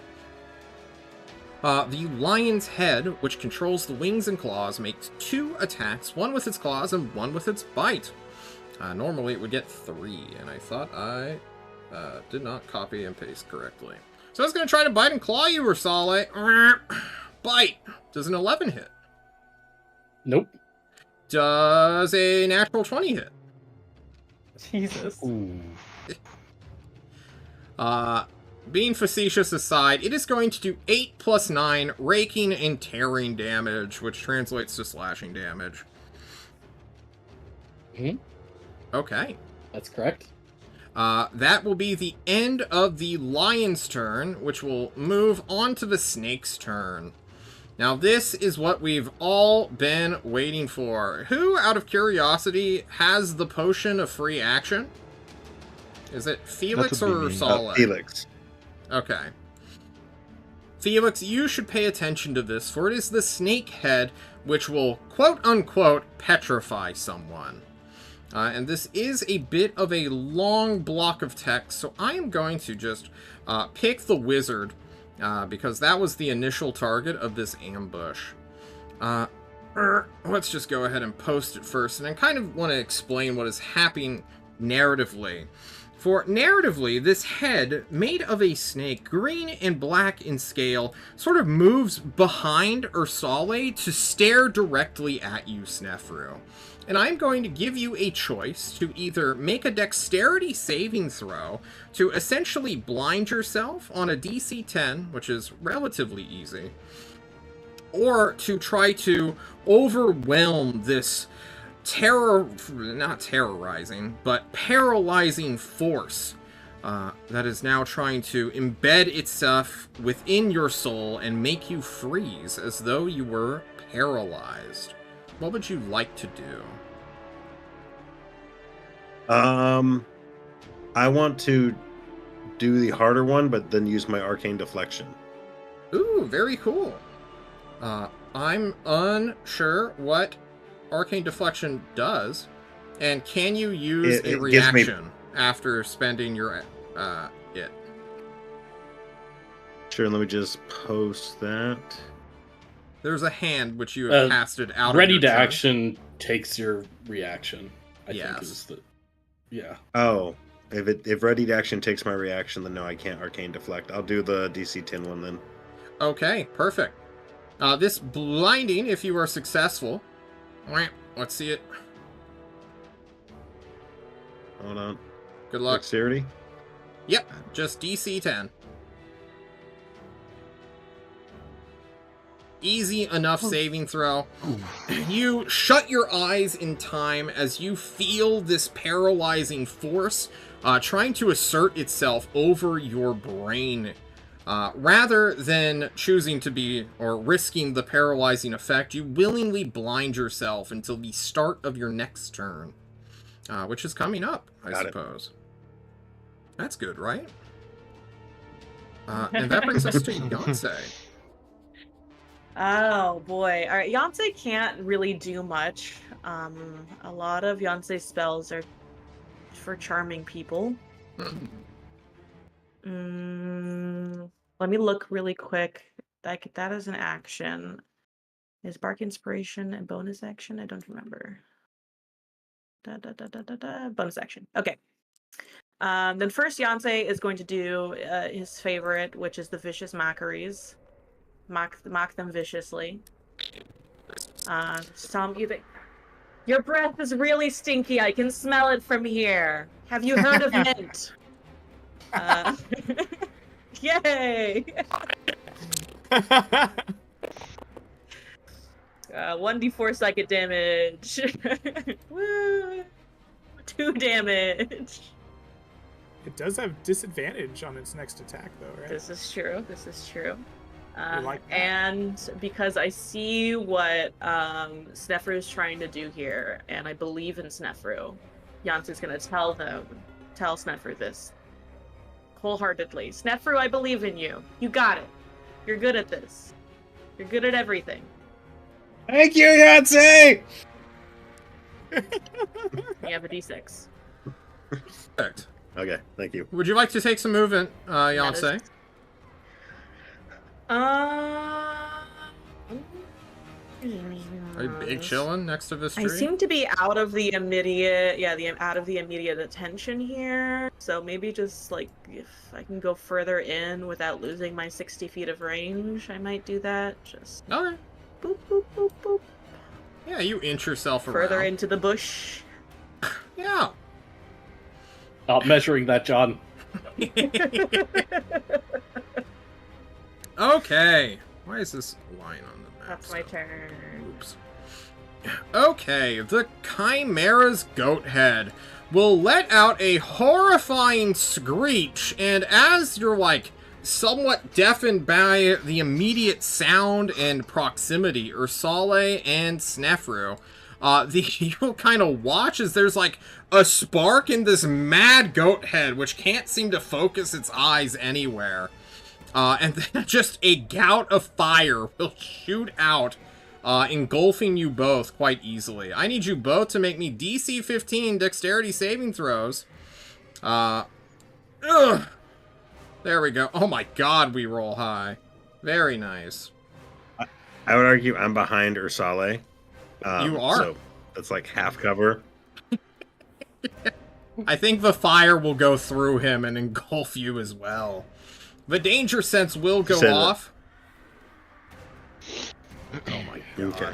Dexterity saving throw? Dexterity I was saving gonna throw. say, Ursula, you still get a plus D4. if you I'm using my don't- Bardic. All Can you right. use Bardics on these? You sure can? Yes, you can. D6. Thank Oh you, my Yonsei. God. There you go. Yonsei's Bardic is used immediately as you guys suffer half of 32 damage, which I believe, or fire damage, which I believe is 16. Yeah? John. Yeah, check your that You got robot-y. You're a robot. You're like a really bad robot. Really bad robot. Go back to robot school. Sad to know that John.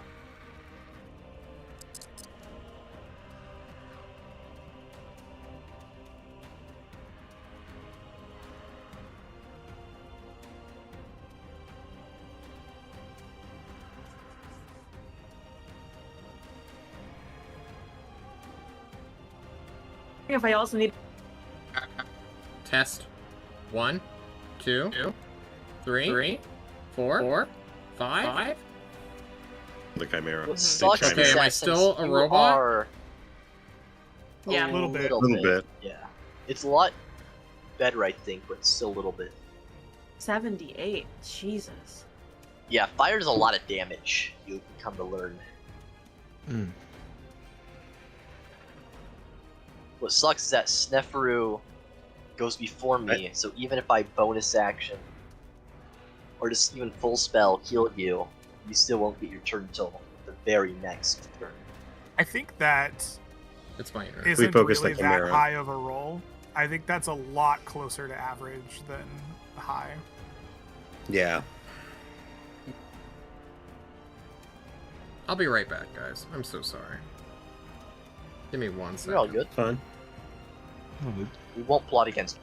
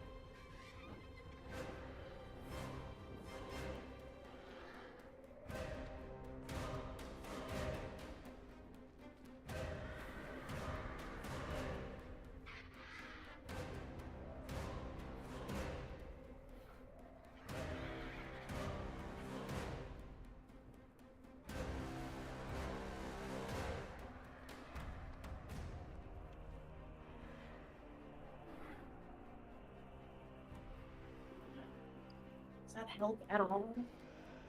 Little bit. I am. How's it so bright where you are? It's California, baby. It's always I bright. can look outside my window. It's getting dark. It started as brightish, now it's getting dark.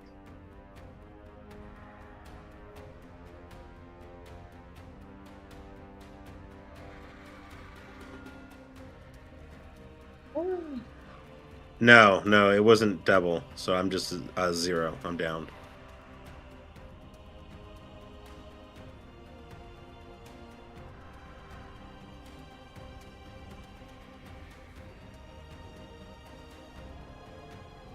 Death saving throw coming right up.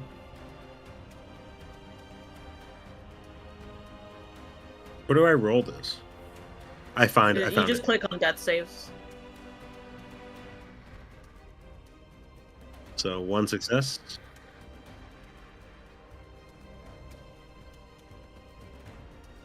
Yeah, I'm going to rage with what little HP I've got left. I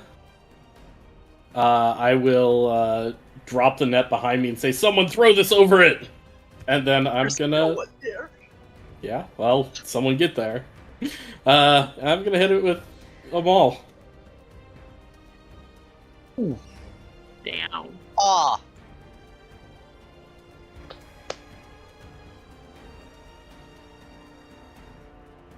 Got it. Wow. Love to see it. 22. Love to see it. Amazing.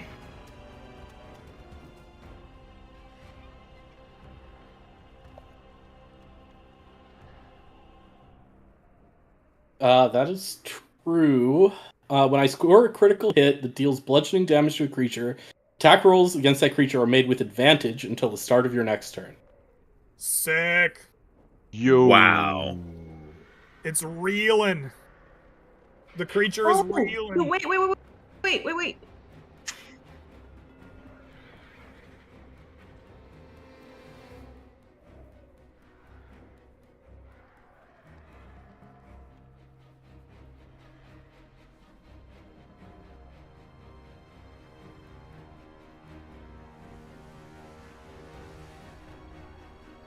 Okay. Never mind, it's not relevant.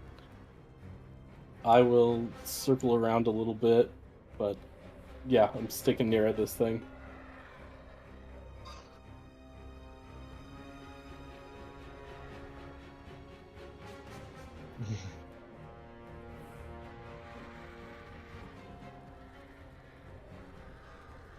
Let's And go. It still has disadvantage, by the way, on its next attack as well. Oh yeah, Vicious Mockery, yeah. Yeah. Unfortunately, the fire did not count. Do I so. heal, or do I cast a funny spell? Yonsei can I heal mean- better than casting Yeah. damage. So You only get advantage on an attack every so once in a blue. Be John. funny. Yeah, I'm going to. Emmer says you're muted for the stream, John, just so you know.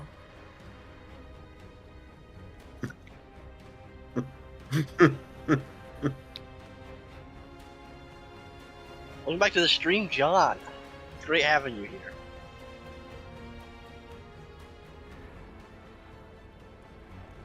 Be funny, Dizem. That's what you're good at.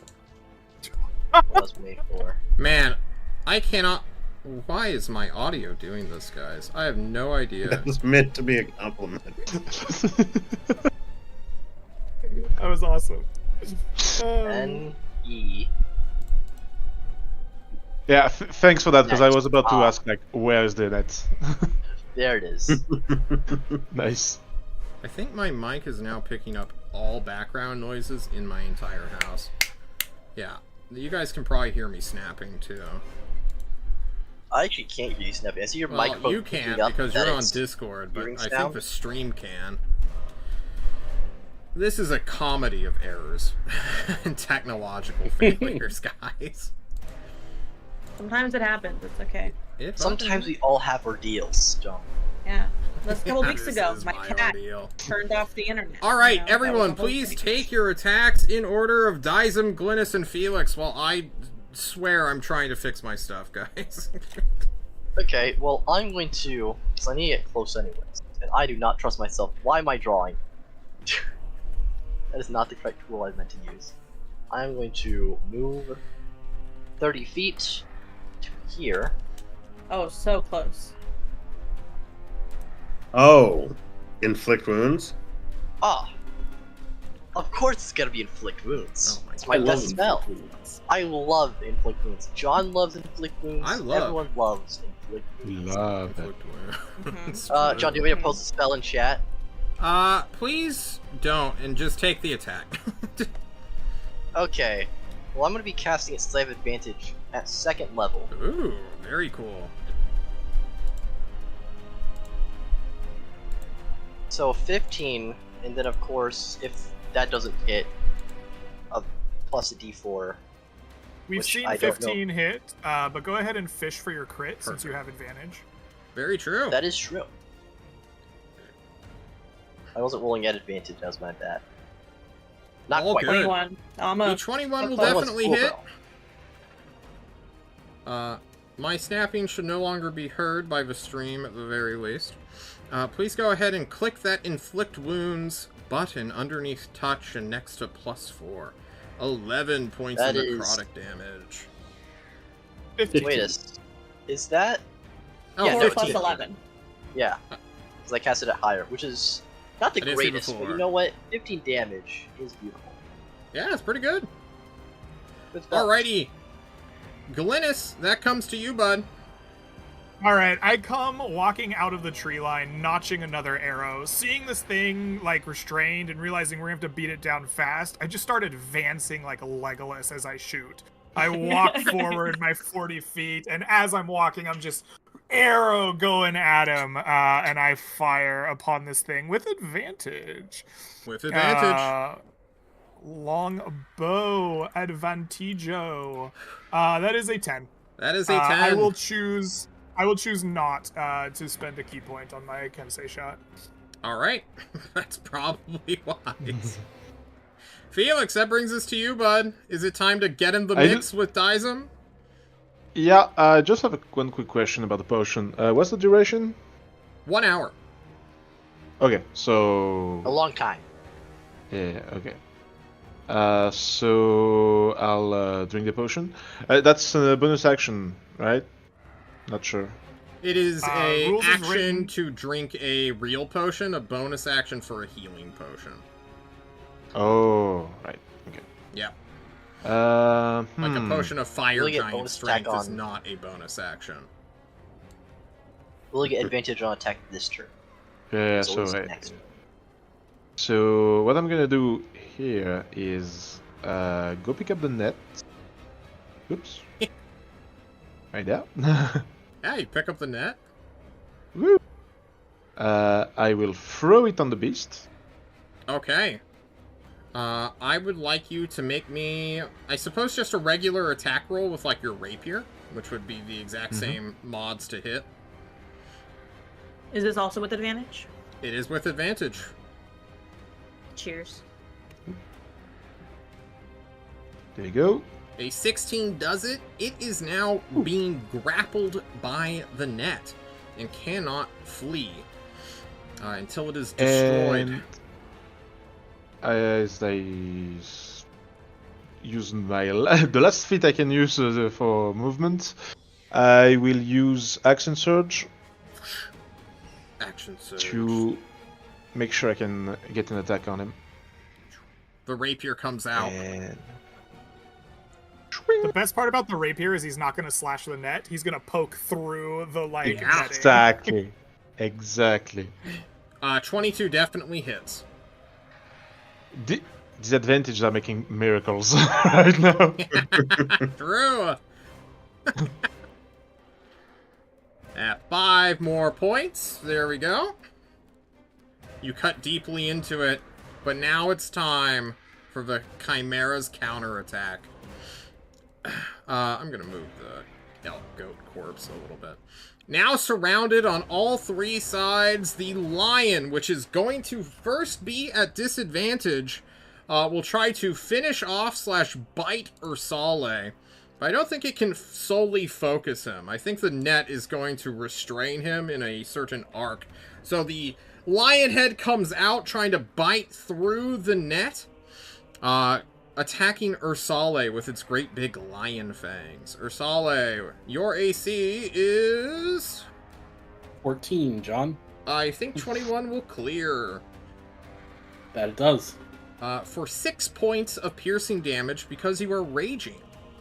It Still will up. then rake/claw. 1d2. 2 will be Dizem, 1 will be Felix. Dizem, it comes to stab you with its many claws and shreds you. This is at normal for 18. That will hit.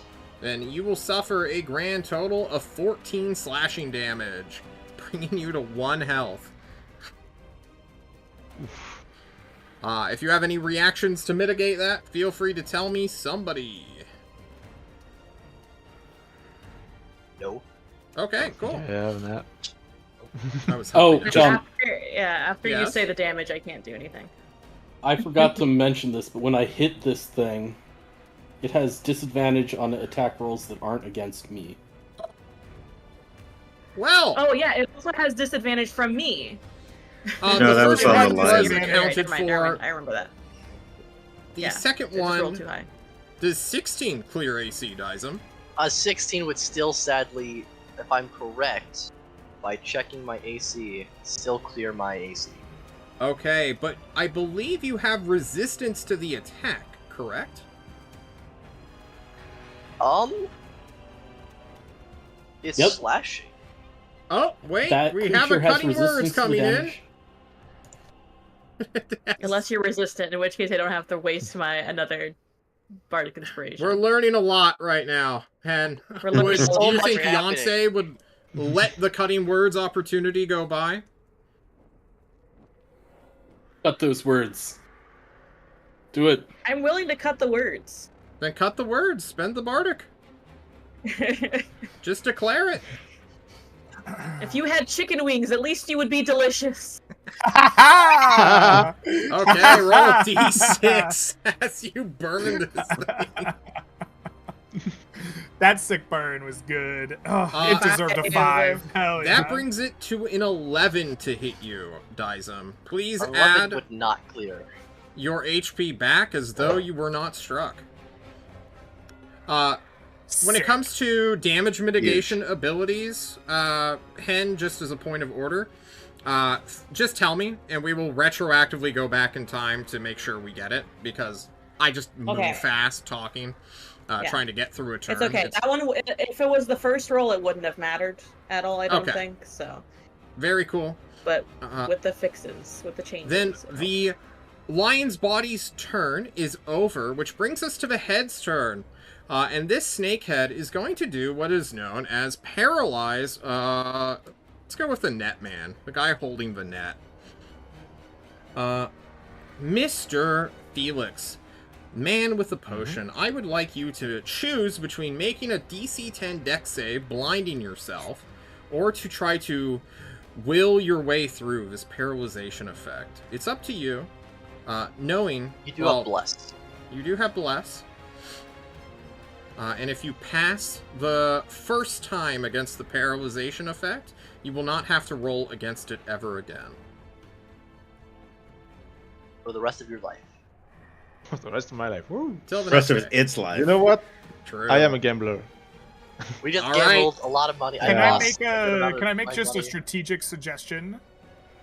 You have a potion of free action, and you likely want to drink it next turn, right? Is Yeah. my thought process. If you blind yourself, it's a very easy dex save for you, and blind won't hurt you drinking a potion in your next turn. That is an option to do, though. I do love gambling, so you brought up a really strong counter argument love before I gambling. thought. I was actually just setting up a disappointing joke as going like, I love gambling, so I'll take the safest way. All right, let's see that deck save. Roll Gotcha. one. Roll one. Oh no! Come on! It's not a. It's not I a very can't good help you roll. this time, buddy. Mm-hmm. Okay, that's highly unfortunate as you feel yourself get Ooh. paralyzed. Oh, your body I do wanna becomes say- rigid. Just really What? quickly. I'm getting really unlucky with all these bless rolls for you guys, because the past 4 of them have all been once. Very true, but now it's Yancey's turn. Yancey! Well, I want to know what your rules are as the DM on casting a cantrip along with a spell, because I have Healing Word that is a bonus action, and You can- Vicious Mockery that is an action. If you do a bonus action spell, you can cast a cantrip. Okay, great. Because You I just had can't some cast DMs that another told me leveled spell. Got you. Okay, sounds good. All right. Then I'm going to do my Vicious Mockery as always. Perfect. From afar. I've been focusing on the wings and the breath a lot, so each head I feel like has to have like an opportunity to feel hurt. Okay. So I'm gonna go for the snake next. It's like, you can never look a lover in the eye. This affects the snake feel like- deeply. I feel like that's an auto fail for the snake. Yeah. It is wounded. For 3 damage. Alright. And then I'm gonna cast Healing Word on Snefru. Okay. And from afar, because Yancey is saving himself. Right, within 60 feet. Yeah, I thought so. Easily within And 6 just yell, Snefru, come back from the light. Don't go. Don't go. We love you. Aw. And it gets mixed in And- with the cantrip. Yeah. You can never look It's your healing. lover in You can the never look a eye. lover in the eye. also Snefru. Please roll What is that? 1d4 plus plus my spell casting. Yep. Perfect. Plus my charisma, which is 4. So Big numbers. 8. 8 points of healing go to Snefru. Wow. I saved That was this your one action. That was your specifically because of bonus that. action. Feel free to take your movement however you want. But I need to see if this thing's breath recharges. I'm going to keep that action. This has never Move happened back over before, guys. Oh god. What was that about me and a lover? What?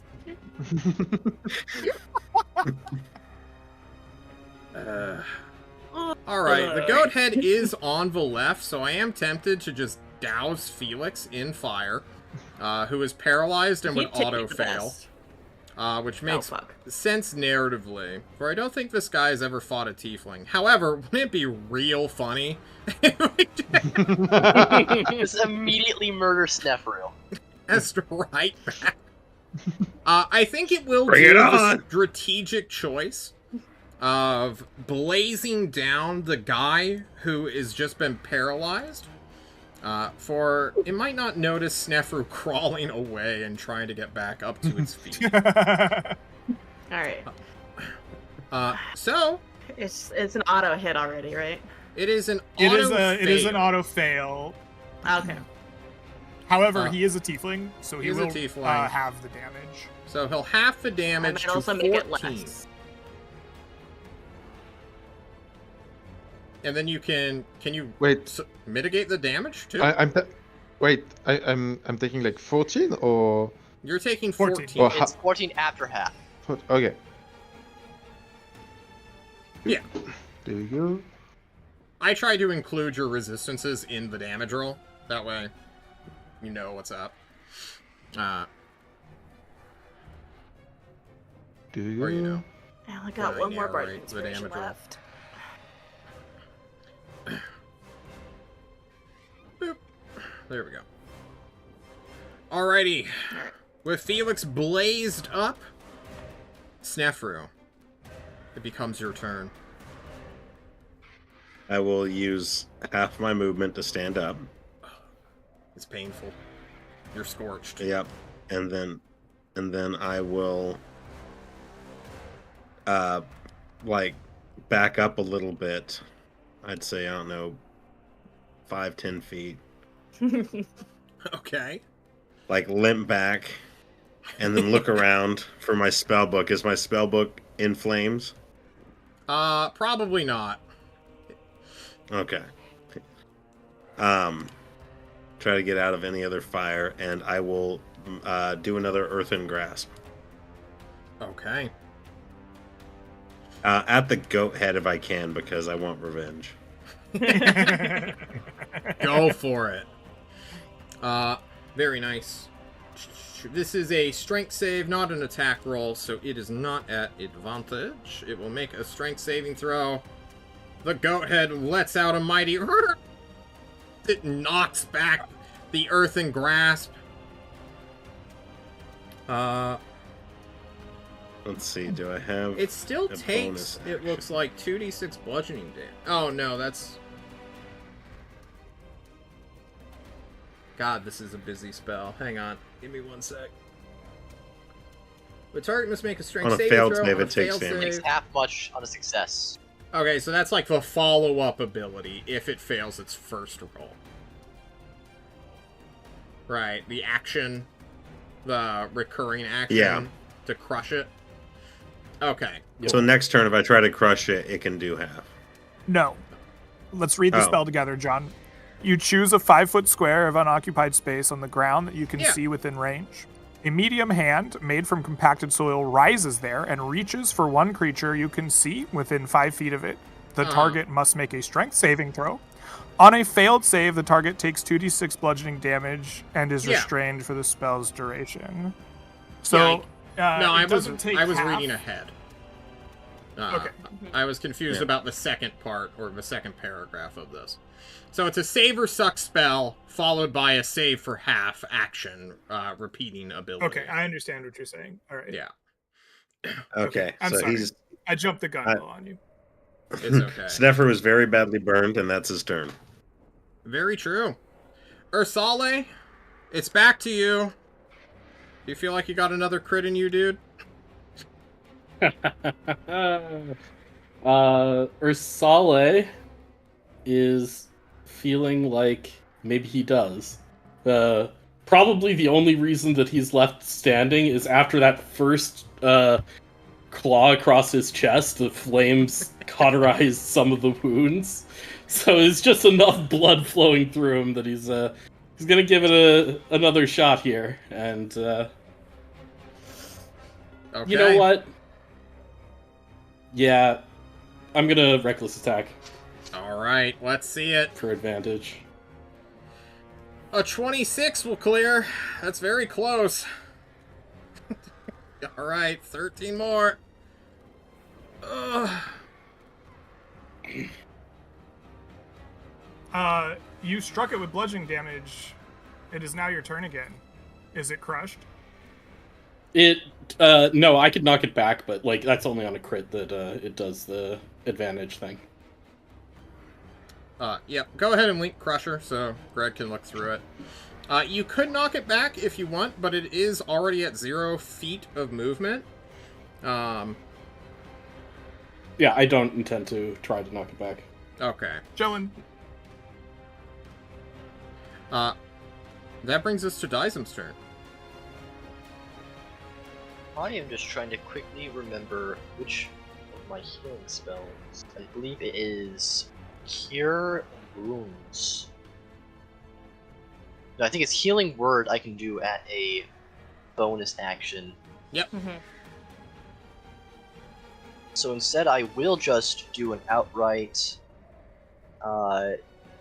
Cure Wounds on my big berry friend here.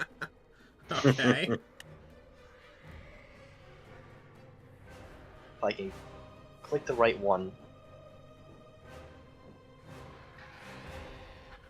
And so it'd Okay. be 9, and I believe I still, because this is a blessed system and none ever actually got it correctly, add 3 to that.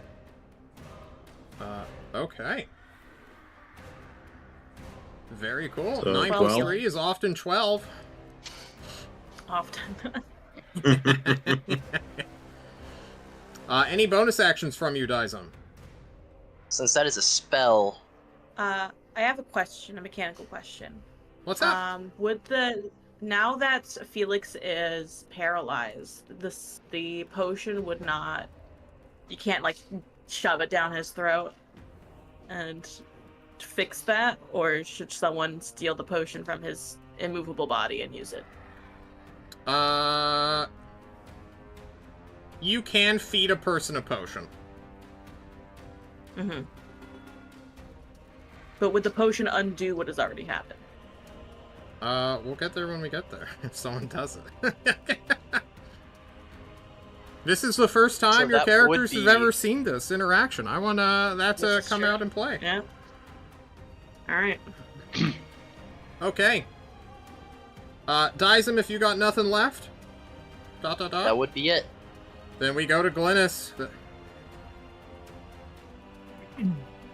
Glynis drops his bow in the snow on his way forward, draws his blade, and then he grabs the potion out of Felix's hands and shoves it in his mouth and starts forcing it down his throat. Oh, God. And he's like, I feed him the potion, and like as I'm doing this, I'm like locking eyes with him, and as I see the potion will take effect, assuming it does, I want to use my feature as the like level 1 guy, the air, and I'm gonna be like, we need you back on your feet. Only my greatest champion can win the battle this day. Drink this, take his head, and I want to give him advantage on this next attack. I think that is beautiful, and definitely is in line with everything we've seen of you two so far. You grab the potion, you say your words, and the effect immediately frees him. Sick. Alright, I say my words, I'm like, only you can do this, and then I still have 20 feet of movement, so I get behind the creature. Okay, perfect. Felix, that comes to you. You were, like, freezing your body. Your prince runs up. Why aren't you guys going behind the creature? I can't move. It's fine. Felix, it's your turn. You have your entire turn before you. Behold. And advantage for being inspired. Yeah.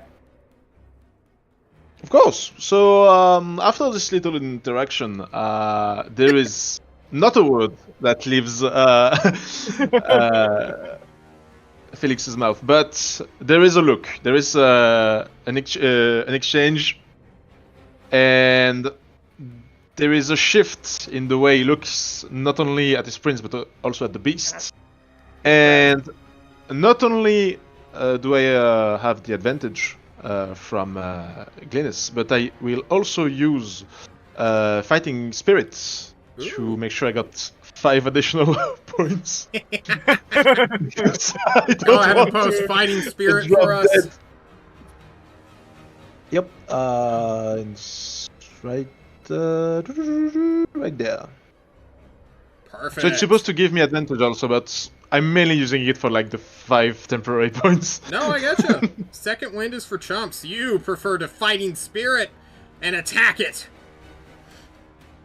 Get its ass, Jeff. I mean, Felix, fuck. Oh no, wait, that's true. I do have, I do have a second wind. Kind of forgot about that. Oh, it's a little late. Yeah, I think I. Too late. All right. Hold on, my mouse is not working right now. Oh, no. My mic, your mouse. We're running out of the computer, Jeff. I'm changing it tomorrow. Hold on. Okay, so yeah. Anyway, I would still use Fighting Spirits because I only have like 1 hit dice left. I'm not using it right now. Fucking get him. All right. So advantage. We good.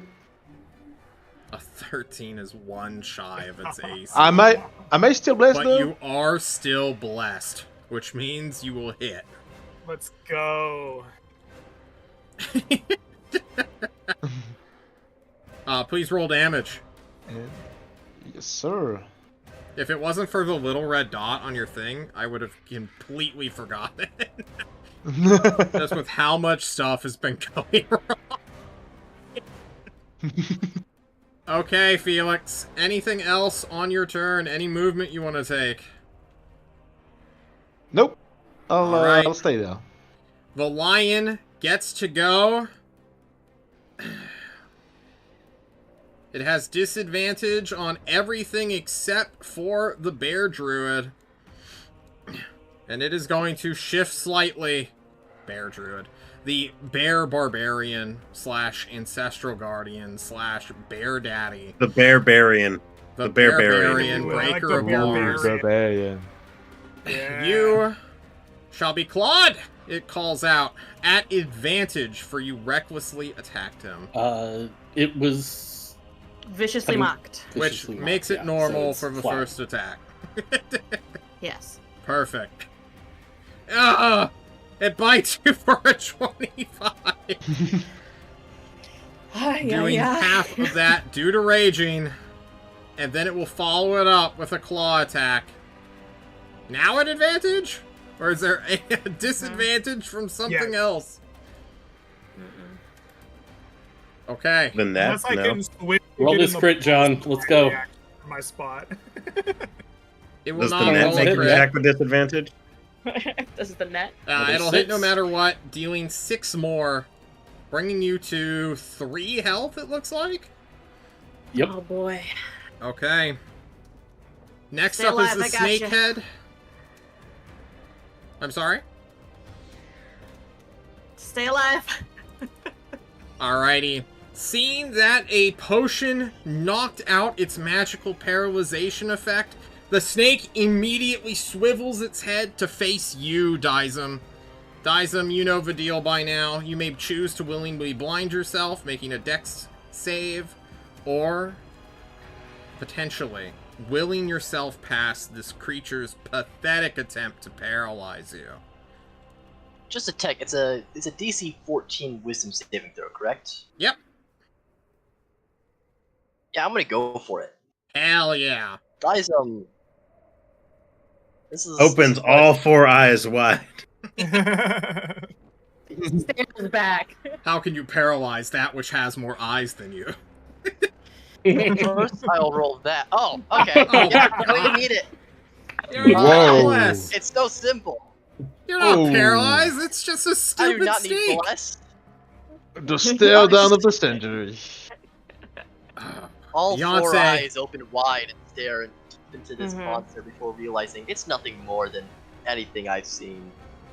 The stare down It's of the Beyonce. century occurs. These 2 reptilian things, now able to look his lover in the eye. What do you do? Beyonce? You found his lover. Well, obviously, I'm gonna do my vicious mockery again. This is all Yonsei's got going for him. All right. It's so good though. It's just yell. You finally found someone that can bear the sight of you, and yet they want to kill you. Live with that man Damn. or die soon.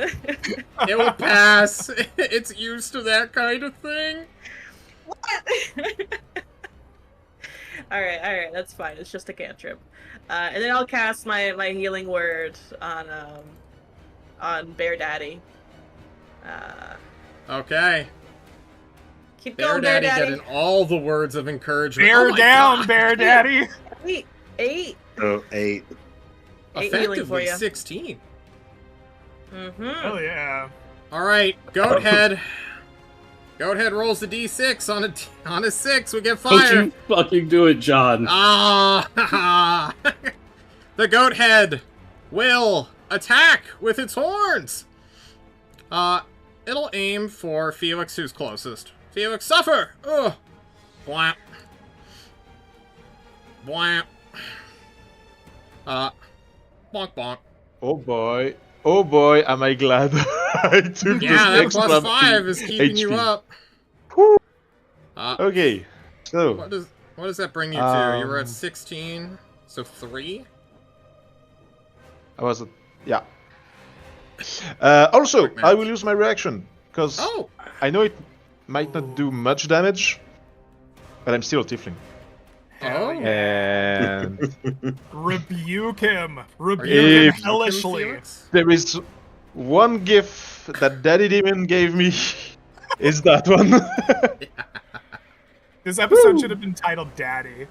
This episode is going to be retroactively called Daddy. Oh my god. Alright. Is that DC correct? Come on. Come on. DC 10. Well, is it correct, Felix? What you Just mean? to make sure. I'm not sure what do you if mean your it's correct? character sheet is used to spells due to the fact that you are a tiefling and you're casting this as a tiefling. What would your spell modifier be? Or currently your spell casting ability is set to none. Question. Like, is this Oh, charisma based? You need to look. You need to look at the tiefling Yeah. race for it. Yeah. I'm looking at it right now. If it's charisma, it's the feel like same it's 10. DC. Let's Yeah, it's see. charisma. Okay. Cool. Hellish Rebuke. You can. Charisma is Is your that an spellcasting Oh! ability for these Oh. spells. Perfect. Although it's supposed to be a level 2 spells, not sure why. Wait, hold on. I don't think it changes anything, right? I think just plus the your damage. charisma plus your proficiency. Yeah. Charisma is your spell casting. Perfect. Alright, DC 10 coming right up. It will make a dexterity saving throw. Oh, it fails! Can? Oh my! Alright, don't even need it. Don't even need it. Don't need it. It does the... Wait, it casts... I It think- upscales? Correct? Second level It's a spell, second so level there's an spell extra slot. D10. Yeah. Yeah, So add a it's D10 13. to that, Felix. I had a D10. 3d10. It is 2d10. I think. It's, Oh, it's What is 3d10. yep, it's 3D10. Yeah, 3d10. We're using a lot of abilities we've never seen before, guys. I'm loving it. So I roll through D10 like right now. You Yeah, roll me a 13 1d10. It's another d10. Okay, that's perfectly fine too. We're gonna just take the 21. Alright. It is not resistant to Damn. fire. You burn it badly. Is that?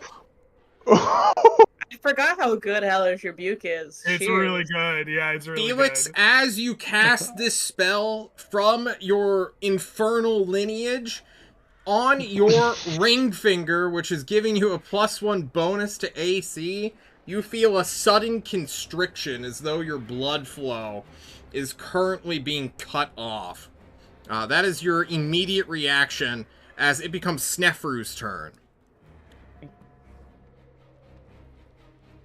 What type of ring you have Um, on there, buddy? Ribbed. Jesus Christ. Jesus, Jeff. Sorry. Greg. Snefru, get him. I'm going to use that. I'm going to use that action to have the hand grab around the goat head or the throat or wherever, and try to crush. All right. So Let's see DC its saving spellcaster. throw. Oh yeah, coming up. I still got one more cutting words for you guys. Strength Still got one check. more. It fails. Ah, 2d6 amazing. bludgeoning damage, please. Okay, Or 5. 5. Alright, if it somehow survives until the next turn, you can use your action to fuck it. Wait, it's restrained now, so all attacks against it are at advantage. Oh shit. Yep. I don't think it's surviving. I don't another think it turn. survives, Ursale. All The right, hand let's- just face grabs the goat. Let's Grab give it the a big goat, bop. Reel it down.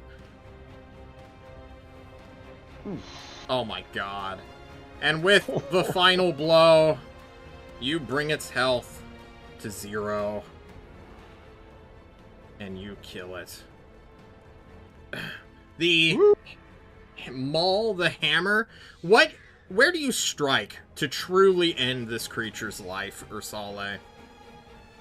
I think it's just like at the base of the neck where the 3 heads come together. It's just like a big crack, and where all 3 of those heads connect to the body.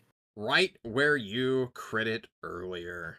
Which, honestly, likely is what saved your party. Without such a thwacking crack, this thing likely would have overpowered you. Ursale, you take a moment as you watch the body fumble, crumble, and then just get bludgeoned and crushed multiple times by the earthen grasp, weighed down by the strange net that was given.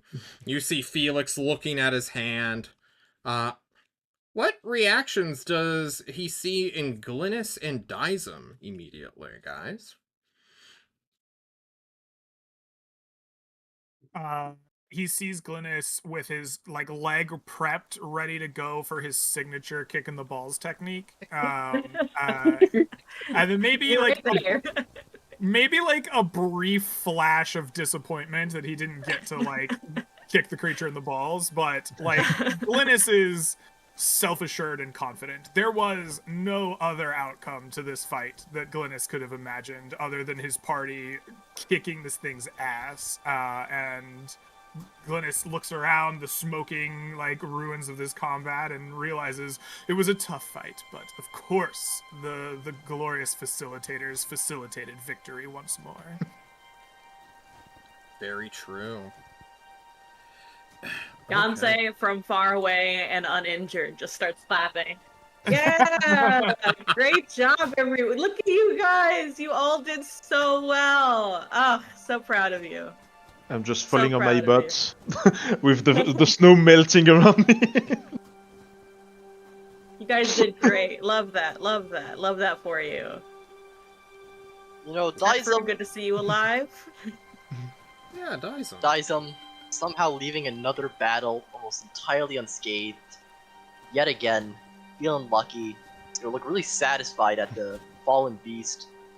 Turn around and look at his little gnomish friend who can cast magic just like he can, and run over and pick him up and say, "That's a big fist for such a tiny man." Zephyrs holding Snow to a part of the burned cheek. Yes, I've been working on that. It was not quite as effective as I hoped. Maybe it helped in the end. It's okay. It all ended up working out because Bear Daddy, pulled through. What a daddy move. Would you please stop calling me that? You want me to call you something else? I have a name. I'm really bad with names. Everyone here can tell you that. Just... You get used to it. Yeah. Except for Dizem. I do just call Dizem. Simple name. Yeah, I want to do a quick interruption here. We started a little bit late, 15 or 20 minutes late, I believe. Are we all good to move past 9 into 9:20, 9:30, so that we can get to Lerna and complete this quest? Or do we have a hard out for anyone? I can keep going. I'm good. Okay. You all have killed this Chimera. You have enough pulling power with all of you, plus Ursale doing most of the heavy lifting, albeit injured, to begin dragging this Chimera back to Lerna. Once you get your horses, for sure, maybe you'll even find a cart in the good old manor house that acts as a cottage here for the royal family. You will be able to take it all the way back to where your quest began. As John moves your token and moves time ahead. If anyone wants to have a scene as John's sort of teleporting us through time in a way. I think I just have a simple scene. Oh, yeah. Go for it. I just want to quickly say, I'm happy combat ended there, because my bless ended that exact same turn it would have gotten to me. Bless would have been over. So it perfectly rounded out combat, 10 turns or less. I think Snefru will, if Felix is complaining about constriction in his hand, Snefru would go look at it. Yeah, if that's Felix talks to anyone about Yeah, it. that's what I was going to say. Just I would go to Snefru, just saying. You said during didn't have no curses, right? No, when I identified it, it didn't seem to have a curse. Let me see. Though there was a weird passage about I think it was demons or flames. Let me Let me see if I can find it. Looking you're at your not a hand, demon. Felix, you can see that the ring has gone down a ring size and appears to have produced, maybe it was just due to swinging your sword so often, but like parts of it have like flaked out and are sort of like pinching your skin upon your ring finger. It stings, it's annoying, you can't really get it off without like tearing or cutting the ring off. But it's not like harming you, it's not damaging you in any way. It's just now fixed to your hand. Okay, and you didn't mention it the first time because... It didn't activate until just now. No, I was saying it to Sniffer, like Oh, about the Oh, the I thought passage. you were mad at me, John. What? No, I'm not. I'm no, not it because was- that's actually a great like way to implement stuff with the equipment. I love it. It was just like some old timey like poetry. It didn't seem to work on the arcane activation. You're such a science brain person, Sneffy. Like, obvious poetry has meaning. It has purpose. It alright? can. Prose is important. It can. It does. Words equal meaning. This is a very simple. Because I don't want to alarm Thank you you. or anything, but Bear Daddy agrees with me. What is it? Ursula? That's right. That's right. it kind of shrank.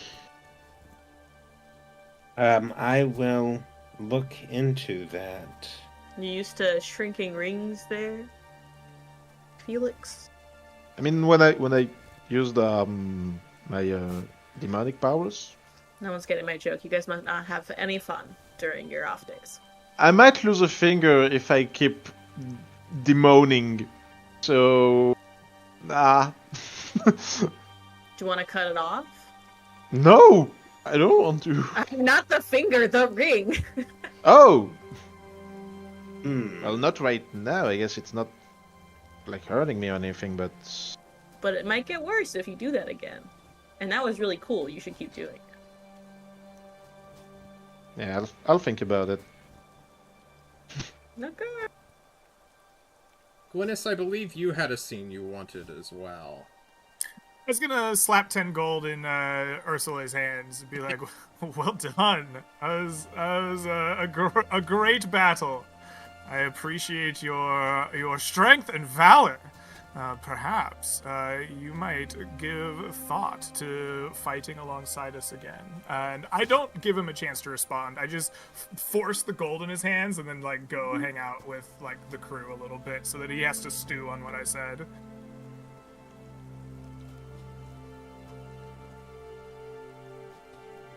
Just like sitting there, like, what's this gold for?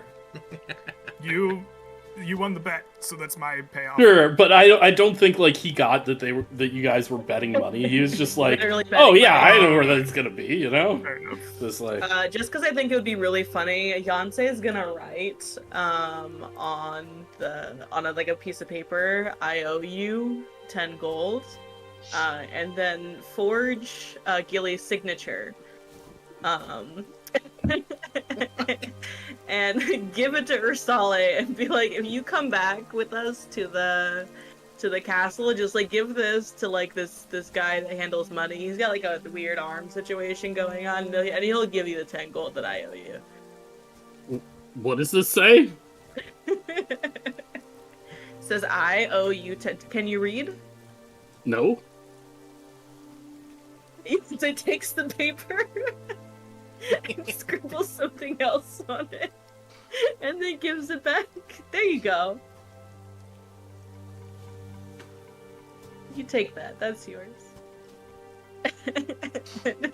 I'm just writing down just that I have a note from you. Yeah. Okay. If that comes up Read's again, not for everyone. such as someone steals from Ursala and reads his note, we will come back to that. John, I'm going to ritually cast Identify on the ring again. Yeah. to see if I glean any new information up from it? You will indeed glean new information.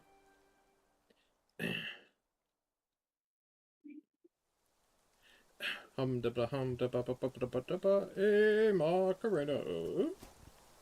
As you do So, the 11-minute Macarena. Felix sits down. Snefru sits on Felix's lap, takes his hand in his hands, and uses the pearl and his Every wand. time you do this, Snefru, it's so intimate. It has to be. How else can you identify? This is poetry, by the way. It's 11 minutes. Okay, I'm too old to stand. You are not revealed any new words as per the identify spell, but rather you feel a sudden presence as it completes.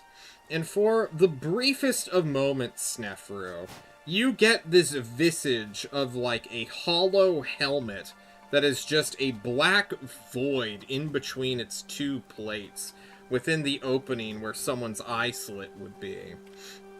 And you feel a sudden maliciousness directed at you specifically. And right as you feel like some sort of telepathic connection is about to start, it immediately cuts off. That's nothing to worry about. Would my training in Brimland warn me about egos in magic and personalities in magic items or curses? Assumedly, yeah. They're super rare, but, Okay. you know, there are items that definitely have ego that have been passed around throughout history.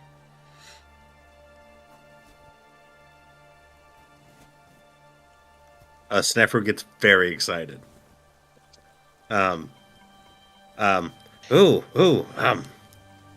Quite fascinating. Very, very, very powerful. Want to say that Terrifying. again? And he looked. What was that? You don't have to watch and say. Nothing. Of course I do. Are you kidding me? I will I'm be, writing about this right now.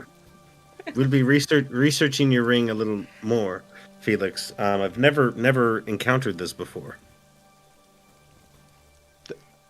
And I'll describe. Snefru describes as best he can what he felt. Yeah. Oh my god, you have a little demon in your finger. But I already have demon in my blood. I don't need both. It's definitely not a demon. I don't think it's a demon. Yep. No. Ghost? No, not a ghost. It could be a very interesting arcane construct. It could be what an ego. I know what those are. It could just be a very creative curse. I know what I'll ego need to is too. I investigate. have one. So It's similar. Yeah. I mean, my finger. Just don't use that infernal thing again. Yeah. I think you might lose that finger if you keep that up. Again, do you want us to just cut the ring off? Can we do that, Snefru? It'd be very difficult to damage a God. magical item of that. I will definitely take steps to work on dispelling the ring if that's what you would like, Felix. yeah. But it'll take me some time to work on that. My circle Okay. is not quite there. But if we cut off the finger, Daism can just put it back on, right? I don't think you understand how healing magic works. I definitely do healing magic, and I've definitely healed. Beyonce proved it. Definitely do Healing heal. can pull wounds slightly together, but not reattach or regrow limbs. I don't know what to tell you, man. It's a It finger. eventually, Do you I need that could, finger, but Felix? It's not important. You have 9 other fingers. I'd rather keep it. End the scene. And then we end the scene bickering about the ring. Felix keeping his finger or not. You all make it to Lorna on the I want to say 20th of February. For dragging a Chimera corpse for 3 days, or just dragging one in general, is kind of difficult. But once you make it to the horses, once you find a cart or wheelbarrow or something, the pace picks up quite quickly, and you make it to Lerna early-ish in the morning. Gotta keep the wings intact for that weird dwarf guy to eat them or something. Or make a cod piece from them? Where do you take this Chimera? Assumedly, Glynis is the one deciding the fate of it. I would take it to, well, it's gonna carry with us into Lorna, right? Like, everyone and their mom's gonna see us dragging a Chimera creature through town. So I don't feel the need to, like, take it to the Mellow estate. I figure we'll take it to the guy who wants to chop up the body and stuff. Maybe I'll take a token of it at some point to, like, show her and be like, we did it, chillin', but I figure word of mouth will do that for me. Unless y'all want to do something else with it, in which case I'm totally open to doing whatever. Can Snefru harvest some arcane bits before we get into that guy? Go nuts. What do arcane bits mean to Snefru in this situation? In different magical practices, you would take a small vial of blood, a tooth, if there's scales, a scale, just different components. For sure. Please add one of each to your character sheet. You could easily get the blood if you have a vial. You can easily pull out a scale. Some were literally knocked off by a maul, and a fang tooth is easy enough to pry out. I do have a vial. Perfect. You would take it to the dwarf, who is like, just smells it on the wind like a madman. Cartwheels out into the snowy, melty snowy area. You see the little creek bed has increased in quantity over this past day. That his little wheelhouse, I suppose, his turbines are currently working off of. Watermill style, I should say. Not turbines. He will say, which isn't actually a sentence, but he'll say it anyway.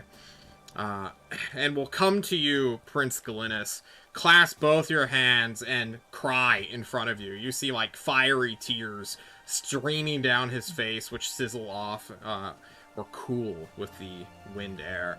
And he will say, "You've done me a great service. I don't know why my voice keeps changing." Rise, Sir Dwarf.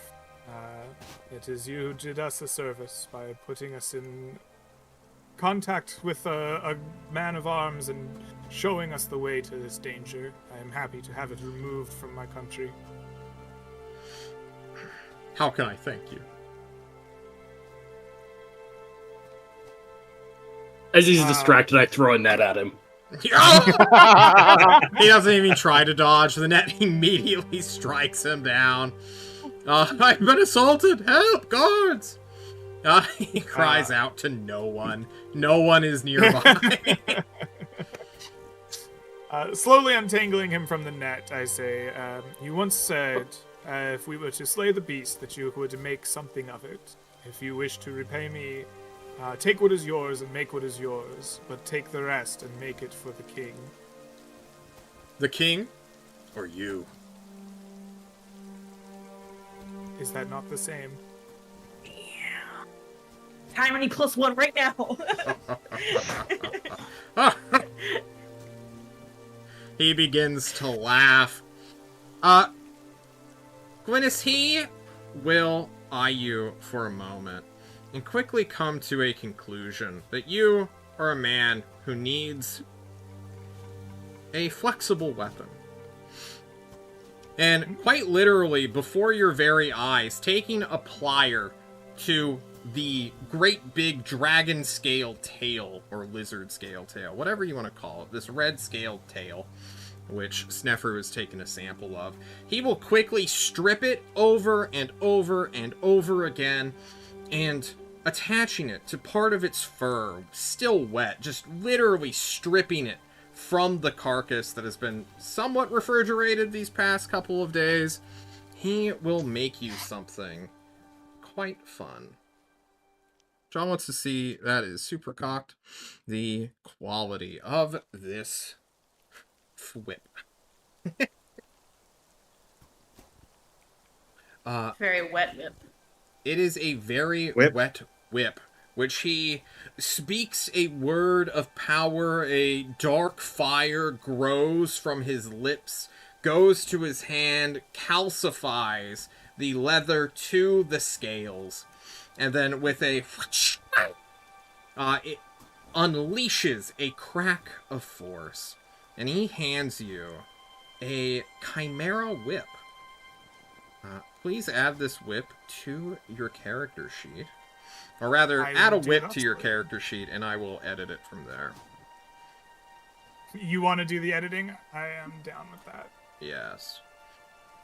You'll test it next time when we play. However, after this is done, your day in Lerna is not over, for you will be somewhat accosted by the Malo Countess herself, who brings a friend, as well as some bannermen from a household you do not recognize.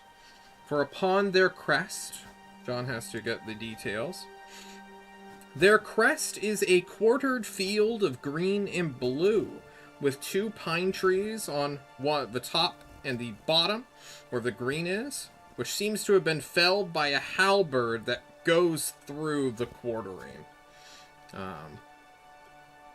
I would love to illustrate that sometime for you. But it essentially looks like a halberd striking between 2 pine trees. You would recognize this, I suppose, for you sent a letter to the owner of this crest, a certain Baron Owen Jacobus, who looks upon you, this 59-year-old man dressed for winter travel, unarmed, protected apparently only by his men-at-arms here, who hold his crest before you all. The Baron, having come looking for you at the castle, and then here to Lerna 4 days ago, will do a polite but aged bow, so he doesn't like fully go down to his knees or anything in subservience. Sure. And greets you, my prince. I return his bow with the very perfunctory, like very formal court bow that I used with Countess Malo previously, and I say, Baron Jacobi, it is my pleasure to meet you face to face. I hope that I find you in good standing. My men sent a letter to you some time ago. Are you perhaps en route to the castle to respond to it? I was, but I came here. Your message spoke of war and threat. I am surprised you understand what is transpiring to our south. And it brings me great joy knowing that the royal family is aware of the dangers within the paladins of Divinus. And with that, if we can cliffhanger there, Greg. Okay. I would like to thank you all for playing the Ordeals of Livistio, and also reward you experience points. Woo-hoo! How would you guys like to have 633 experience from combat and quest, as you have defeated a CR6 monster? Congratulations, first of all. Second of all, no one died. Woo! Big bump. Woo. And third of all, you brought the carcass back. Woo! Just to check, how much was it? 630? 633. There was a decimal. I cut the decimal. You guys lost like 0.43 experience point. Sorry. How dare you. Shame. Yeah. Yeah. I'm still so at sorry. decimal XP, so it all works out for me. Let me get out my calculator. I If think you- that might It actually should put me level up most people who That were. should level me up. It does. What it should is be the close what to was it again? 4 from 600 what? everyone. 633. 33. I finally got my second attack. Ooh, Oh, so 5? close. Hell yeah. No, wait, not 5. I'm 4. I am. Then you would get a I'm tired. feature or ASI this Right. level. I Six. love fighters. 4, 9. Once you guys add it up, those who have leveled, feel free to tell us what you get next time, but I want to immediately go into reputation. That way I can let you guys go without further drama. Level Nice 4 one. wizard, guys. Dizem, I want to start with you this week. You believe you have earned any reputation points? Who are you talking to? Me? Dizem. Dizem. Okay. Oh, me? Yeah. No. I don't think I do. I think I did my job as a cleric well. I went into combat, healed people, but other than that, I did nothing exceptional other than my job. Would you like to claim someone else should have a reputation point?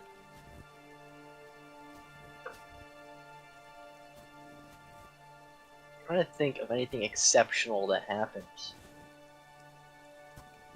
We killed a chimera. What are you talking about? Well, we all killed the Chimera That was together a as group a group. effort. And So we I got will say experience this: for it. Ursel did, in fact, do a lot of carrying through that fight.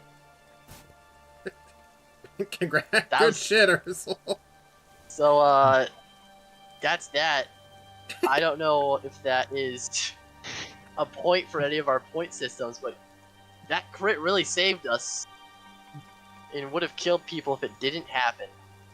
I think Dizem just gets like a relationship point with Ursale and just like the respect of his physicality. Dizem will remember this, pops up. Yeah.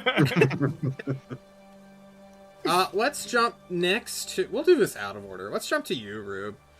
Does Snefru earn a reputation point?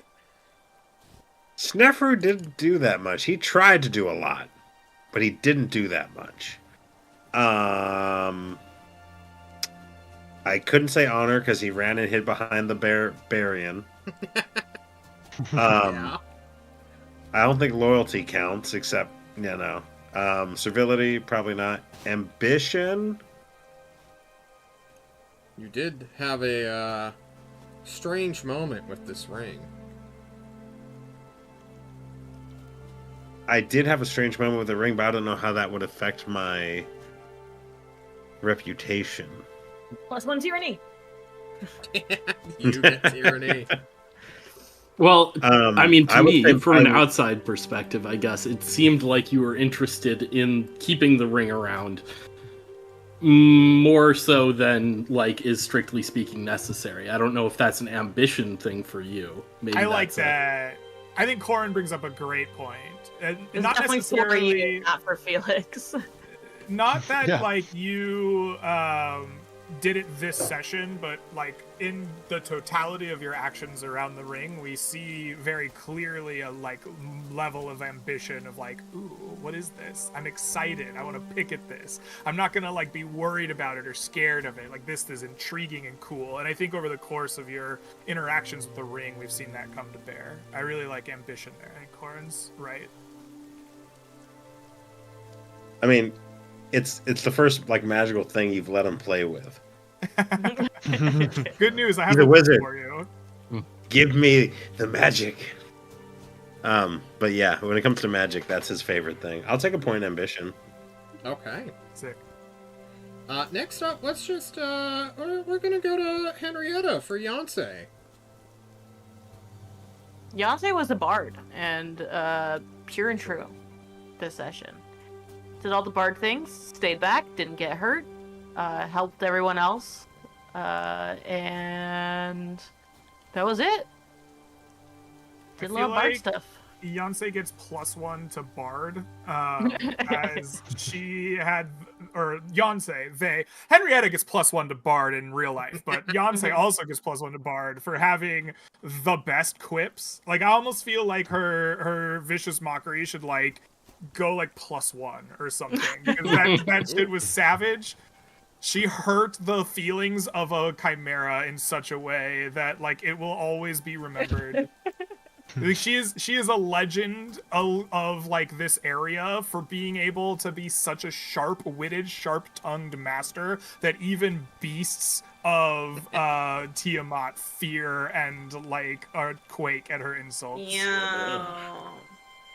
He will Take the become compliment. Tiamat's nightmare. I would. Oh, No, God. don't insult me, please. My pants are in season.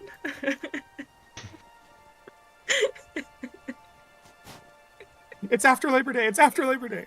But if it's Beyonce, I would say maybe servility, because they were such a team player, or even honor for being such a team player. Ooh, increase that honor from 1 to 2. I'm good with just. I was a Beyonce. I'll take it. I'll take it just because I need it. Yeah. Let's move on to Don't want to know what Jeff. happens when I go to 0. Jeff, does I'm Phoenix not get any sure. cool reputation? I'm not sure actually. I'm not sure I did anything out of the ordinary. Your ordinary is honorable, though. Yeah, I guess. I mean, I did the job. I did what was expected of me. You also are the one who found the kill site with the Was I? vultures. Yeah, Oh, the vultures. with the carrying crows. Carrying crows. Sorry. Yeah, kinda. I mean, that was with your help, though. I guess that would count as. What would that be?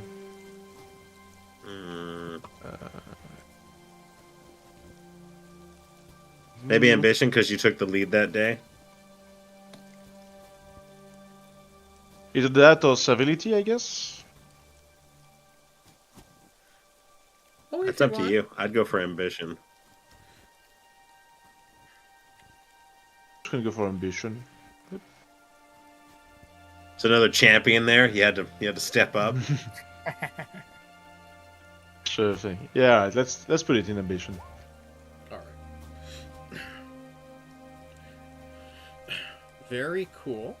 Gwyneth, let's jump to you because I just made your whip. Your Chimera whip will deal an additional 1d4 damage against monster-type creatures. Chimeras, Tarrasques, the like. It's a Very cool. common of all creatures. Yeah. Indeed. Anyone could be a monster. Yes, Technically. monster type. Very Person cool. technicalities. Do you get any reputation, you feel? I would like to. I Tyranny, know that tyranny. you want to give me tyranny for some unknowable reason. But Oh, unknowable. Like claiming Okay. you are the king to someone. no, I said that making something for me is similar to making something for the king, because No, you said aid making something me- for the king is the same as making something for you, implying that you Yes, see yourself as if the you king. make something for the king, if you're giving to the country and you give it to me, Ah, I to am the of country, the royal house. of course. Right? Like He am- is is I am- Livistios. I am the representative of the throne of Livistio, right? Like I don't know. Anyway, I will take the tyranny if I must. I but joke with you, Greg.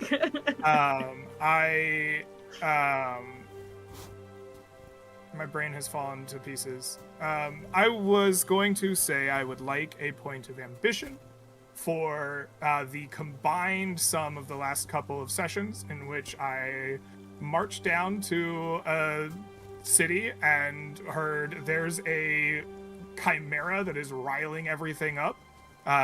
We need something to stop that. And I said, all right, bet. And then we prepped and killed it and was successful and brought it back, right? I think that, like, I clearly have shown the ambition to go out and do that. I vote agree for ambition. 1 That's million good. %. I think that is a good one. I agree. Chilling. And I would like you, this is John forcing Greg, to take a point of honor. For you made declarations to nobility that you would get a job done as an unproven lordling, and you have proven yourself before them. Enjoy that for what it's worth. Sick. I like it. Finally, we have Ursale, who, granted, runs in very different circles than the rest of the current party.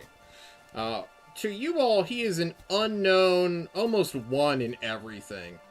However, he does live by a different code, and some people will view this action as honorable as well. If you would like to take that for free, Ursale, or if you would like to demand more, go for it.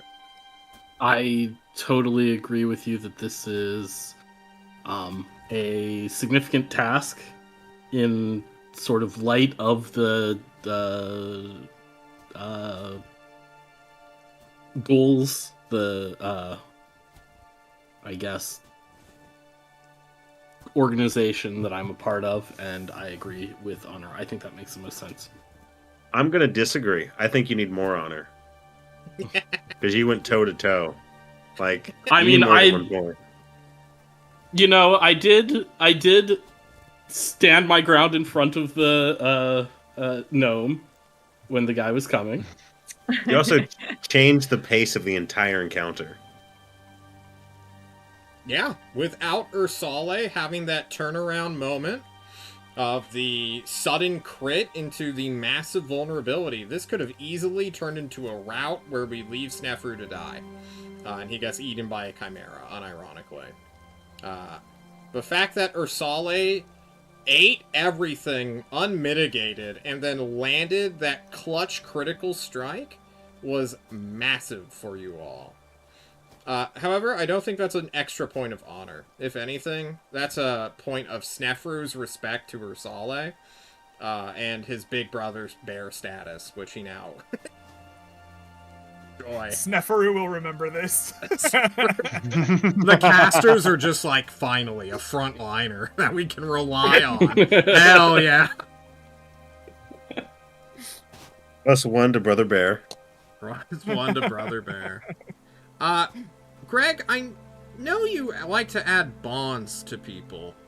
And for his own reasons, unbeknownst to you all, Ursale will be sticking around. So if you have ideas for a bond, I'd love to hear them. I think I'm going to wait on that for just a moment. As narratively, he is yet to join the party, right? He has not graduated from sick NPC yet in, like, the mind of Glynis. Okay. And when he chooses officially or like is convinced or however it goes to stick with us, I think then it would be time to make a bond, if that is okay. That is very okay by my standards. Then I would like to thank all of you once again for putting up with all the technical difficulties, as well as John's sick customized Chimera, which, if you guys want, I could release the stat block so that you guys could have it in your own games. But, you know, fun times ahead for the party. I'm gonna try in the future, if we ever fight, like, standard monsters that everybody has seen these past 11 years that 5e's been out, I'm gonna try to update them and make them a little more interactive than LOL, it's his turn, to XD. That's my intention moving forward. If anyone else has anything they'd like to say, go for it. Otherwise, we can head on out and have a good night. I would just say great job, everyone. Yeah. Way to not Good die. job. I'm You excited. survived. everyone. Congratulations. Yeah. And also, Yeah. you're welcome for helping you all. Yeah, thank you. Really went out of my way to do that. Yeah, glue look, that keeps you the group gave the together. creature disadvantage like 3 times, and you yo-yo healed, right? You did like 2 of the most valuable things in all of 5e action economy.